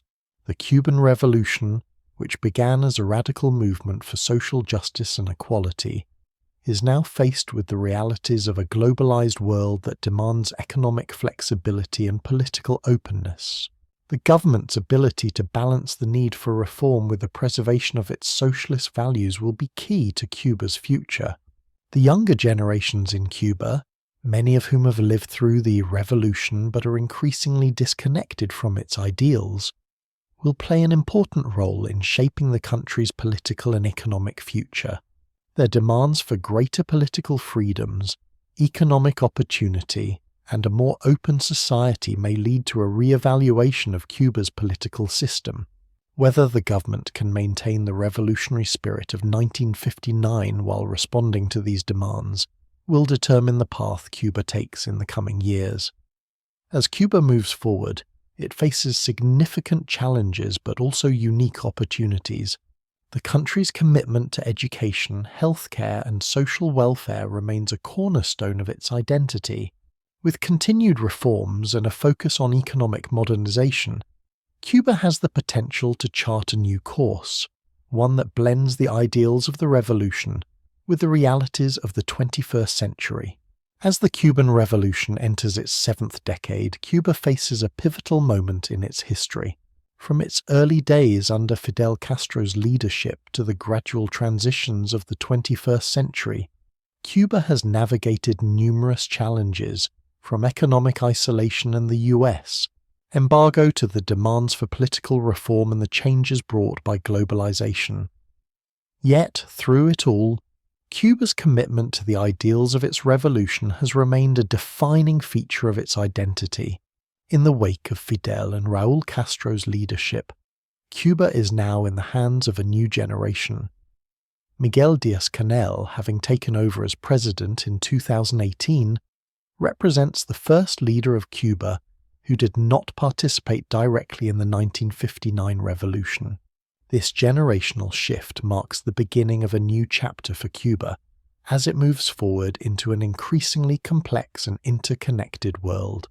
The questions that now loom large are: how will Cuba reconcile its revolutionary ideals with the demands for change and modernization? Can the legacy of Fidel Castro be preserved while adapting to the challenges of the 21st century? Fidel Castro's legacy is deeply embedded in Cuban society. For many, he is more than just the architect of the Cuban Revolution. He is a symbol of defiance against imperialism, a champion of the oppressed, and a steadfast leader who stood firm against the forces that sought to undermine Cuba's sovereignty. Under his rule, Cuba made remarkable strides in areas like healthcare, education, and social justice. The country's health system became a model for the world, and Cuba's commitment to universal education helped lift millions out of poverty and illiteracy. However, Castro's legacy is also deeply intertwined with the controversies of his rule. Most notably the suppression of political dissent, the lack of political freedoms, and the authoritarian nature of his government. For many, these aspects of his leadership are seen as contradictory to the revolutionary ideals he espoused. As Cuba looks ahead, the country must grapple with the complexities of this legacy. How can it preserve the social gains of the revolution while addressing the calls for political freedoms and greater democracy? Under Díaz-Canel's leadership, Cuba has made modest strides toward modernization. The shift toward limited market reforms, such as allowing more private businesses and small entrepreneurs to thrive, reflects an acknowledgement of the need for change. However, these reforms remain cautious, with the government continuing to control key sectors of the economy and maintaining the one-party system that has characterized Cuba since the revolution. Díaz-Canel, while seen as a figure who represents the future, has also inherited the heavy weight of maintaining the Cuban socialist model. One of the most significant challenges facing Cuba today is the growing demand for political reform. The protests of 2021 were a stark reminder of the discontent among the Cuban people, particularly the younger generations. These protests, which were triggered by economic hardships but also expressed frustration with political repression, reflected the shifting attitudes of many Cubans toward the government. While the Cuban people have long been supportive of the revolution's social achievements, there is an increasing desire for more political freedom and openness. The government's response to these protests, characterized by arrests, internet shutdowns, and a heavy security presence, raised concerns about the future of political freedoms in Cuba. The Cuban leadership's insistence on maintaining tight control over political expression, while still addressing economic needs, has led to growing tensions within the country. Young Cubans, in particular, are more connected to the outside world through social media and the internet, and they are increasingly unwilling to accept the limitations on their rights and opportunities. Díaz-Canel's government faces the difficult task of navigating these calls for reform while ensuring the survival of the socialist system. While Cuba's political system remains firmly in place, there is a growing recognition that the system must evolve to reflect the aspirations of younger generations. Political openness, limited as it may be, has become a topic of discussion within the Communist Party. Cuba's future will depend, in part, on how it manages this balancing act, maintaining the ideals of the revolution while adapting to the demands for greater political participation and freedoms. Economically, Cuba faces both significant challenges and opportunities. The US embargo, which has been in place for over 6 decades, continues to limit Cuba's ability to engage with the global market and restricts access to essential goods, technology, and resources. While the Trump administration's tightening of the embargo added new layers of pressure, The Biden administration's stance has yet to bring significant changes. Cuba's continued isolation from major economic powers makes it difficult for the country to diversify its economy and improve living standards. However, in recent years, Cuba has started to look beyond its historical reliance on the Soviet Union and more recently Venezuela for support. The country has expanded its trade relationships with other global partners, particularly in Asia, Latin America, and Europe. While Cuba still faces economic difficulties, particularly in the face of the COVID-19 pandemic, these new alliances offer some hope for future economic growth. Moreover, the government's push for economic reforms, such as currency unification and the legalization of private businesses, represents a significant shift. While these measures remain modest, they reflect the government's understanding that Cuba cannot continue to operate under the same economic model that has been in place for over half a century. As the world becomes increasingly interconnected, Cuba must find ways to integrate into the global economy while preserving its commitment to socialist ideals. The country's focus on biotechnology, tourism, and the development of its infrastructure presents opportunities for growth. Cuba's scientific community, with its expertise in medicine and biotechnology, continues to innovate, and the island's natural beauty and cultural heritage remain strong attractions for international tourism. However, these sectors will need to be developed in a way that benefits all Cubans, not just the elite or foreign investors. The future of Cuba rests not only on its leaders, but also on its people, particularly its younger generations. Young Cubans who grew up in a post-Soviet world and who have access to global networks through social media are increasingly seeking greater freedoms, economic opportunity, and a voice in the political process. The demand for change among the youth is undeniable, and their aspirations will shape the future of Cuba. The question remains: can the Cuban government respond to these demands while preserving its commitment to the principles of the revolution? Can Cuba adapt to the realities of the 21st century without abandoning the social achievements that have defined the country for decades? The answers to these questions will ultimately determine the trajectory of the Cuban Revolution in the years ahead. As Cuba moves forward, it must continue to reflect on its revolutionary legacy while adapting to the challenges of a rapidly changing world. The country's identity as a socialist state is deeply ingrained in its political and social fabric, yet Cuba also faces increasing pressure to evolve, both from within and from the global community. The next chapter in Cuba's story will be defined by how it navigates this tension between tradition and change. Cuba's future is uncertain, but its resilience and ability to adapt to new challenges will determine whether it can continue to offer a unique model of socialism that prioritizes social justice and equality in an increasingly capitalist world. The struggle to find the right balance between reform and revolution, between maintaining the gains of the past and embracing the demands of the future, will define Cuba's path for generations to come. As we conclude this exploration of Fidel Castro's life and the Cuban Revolution, it's clear that Cuba's journey, both the struggles and triumphs, has been defined by its unyielding commitment to its socialist ideals and its enduring fight for independence. From the early days of Fidel's rise to power in 1959, through the transformative years of his leadership, to the current era shaped by his successors, Cuba's story has been one of resilience, vision, and adaptation. The revolution that Fidel Castro led changed the trajectory of an entire nation, transforming Cuba from a corrupt, divided society into one that offered universal education, healthcare, and social welfare. Yet, as we've seen, this legacy is not without its contradictions. While the revolution created remarkable advancements in the lives of the Cuban people, it also confronted the realities of authoritarianism, economic isolation, and political repression. These tensions continue to shape Cuba as it moves further into the 21st century, grappling with the challenges of maintaining its socialist framework in an increasingly globalized world. As the Cuban government navigates this transition from the leadership of the Castros to a new generation, the path forward is uncertain but full of potential. The younger generations of Cubans, who are increasingly looking for more political freedoms and economic opportunities, will undoubtedly play a central role in shaping the future of their country.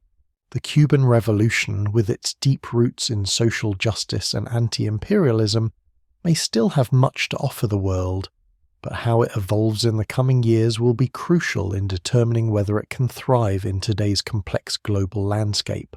Cuba's journey is far from over. The challenges it faces are immense, but so too is the strength and determination of its people. As the revolution enters its next chapter, it remains a powerful symbol of defiance, resilience, and the enduring belief that social change is possible, even in the face of overwhelming odds. Fidel Castro's legacy may be in the past, but Cuba's future is yet to be written, and it will be shaped by the same spirit of revolution that has defined its history. Thank you for joining us on this journey through the life of Fidel Castro and the enduring legacy of the Cuban Revolution. The story of Cuba is far from finished, and as the world continues to evolve, so too will the revolution that has shaped this island nation for more than 6 decades.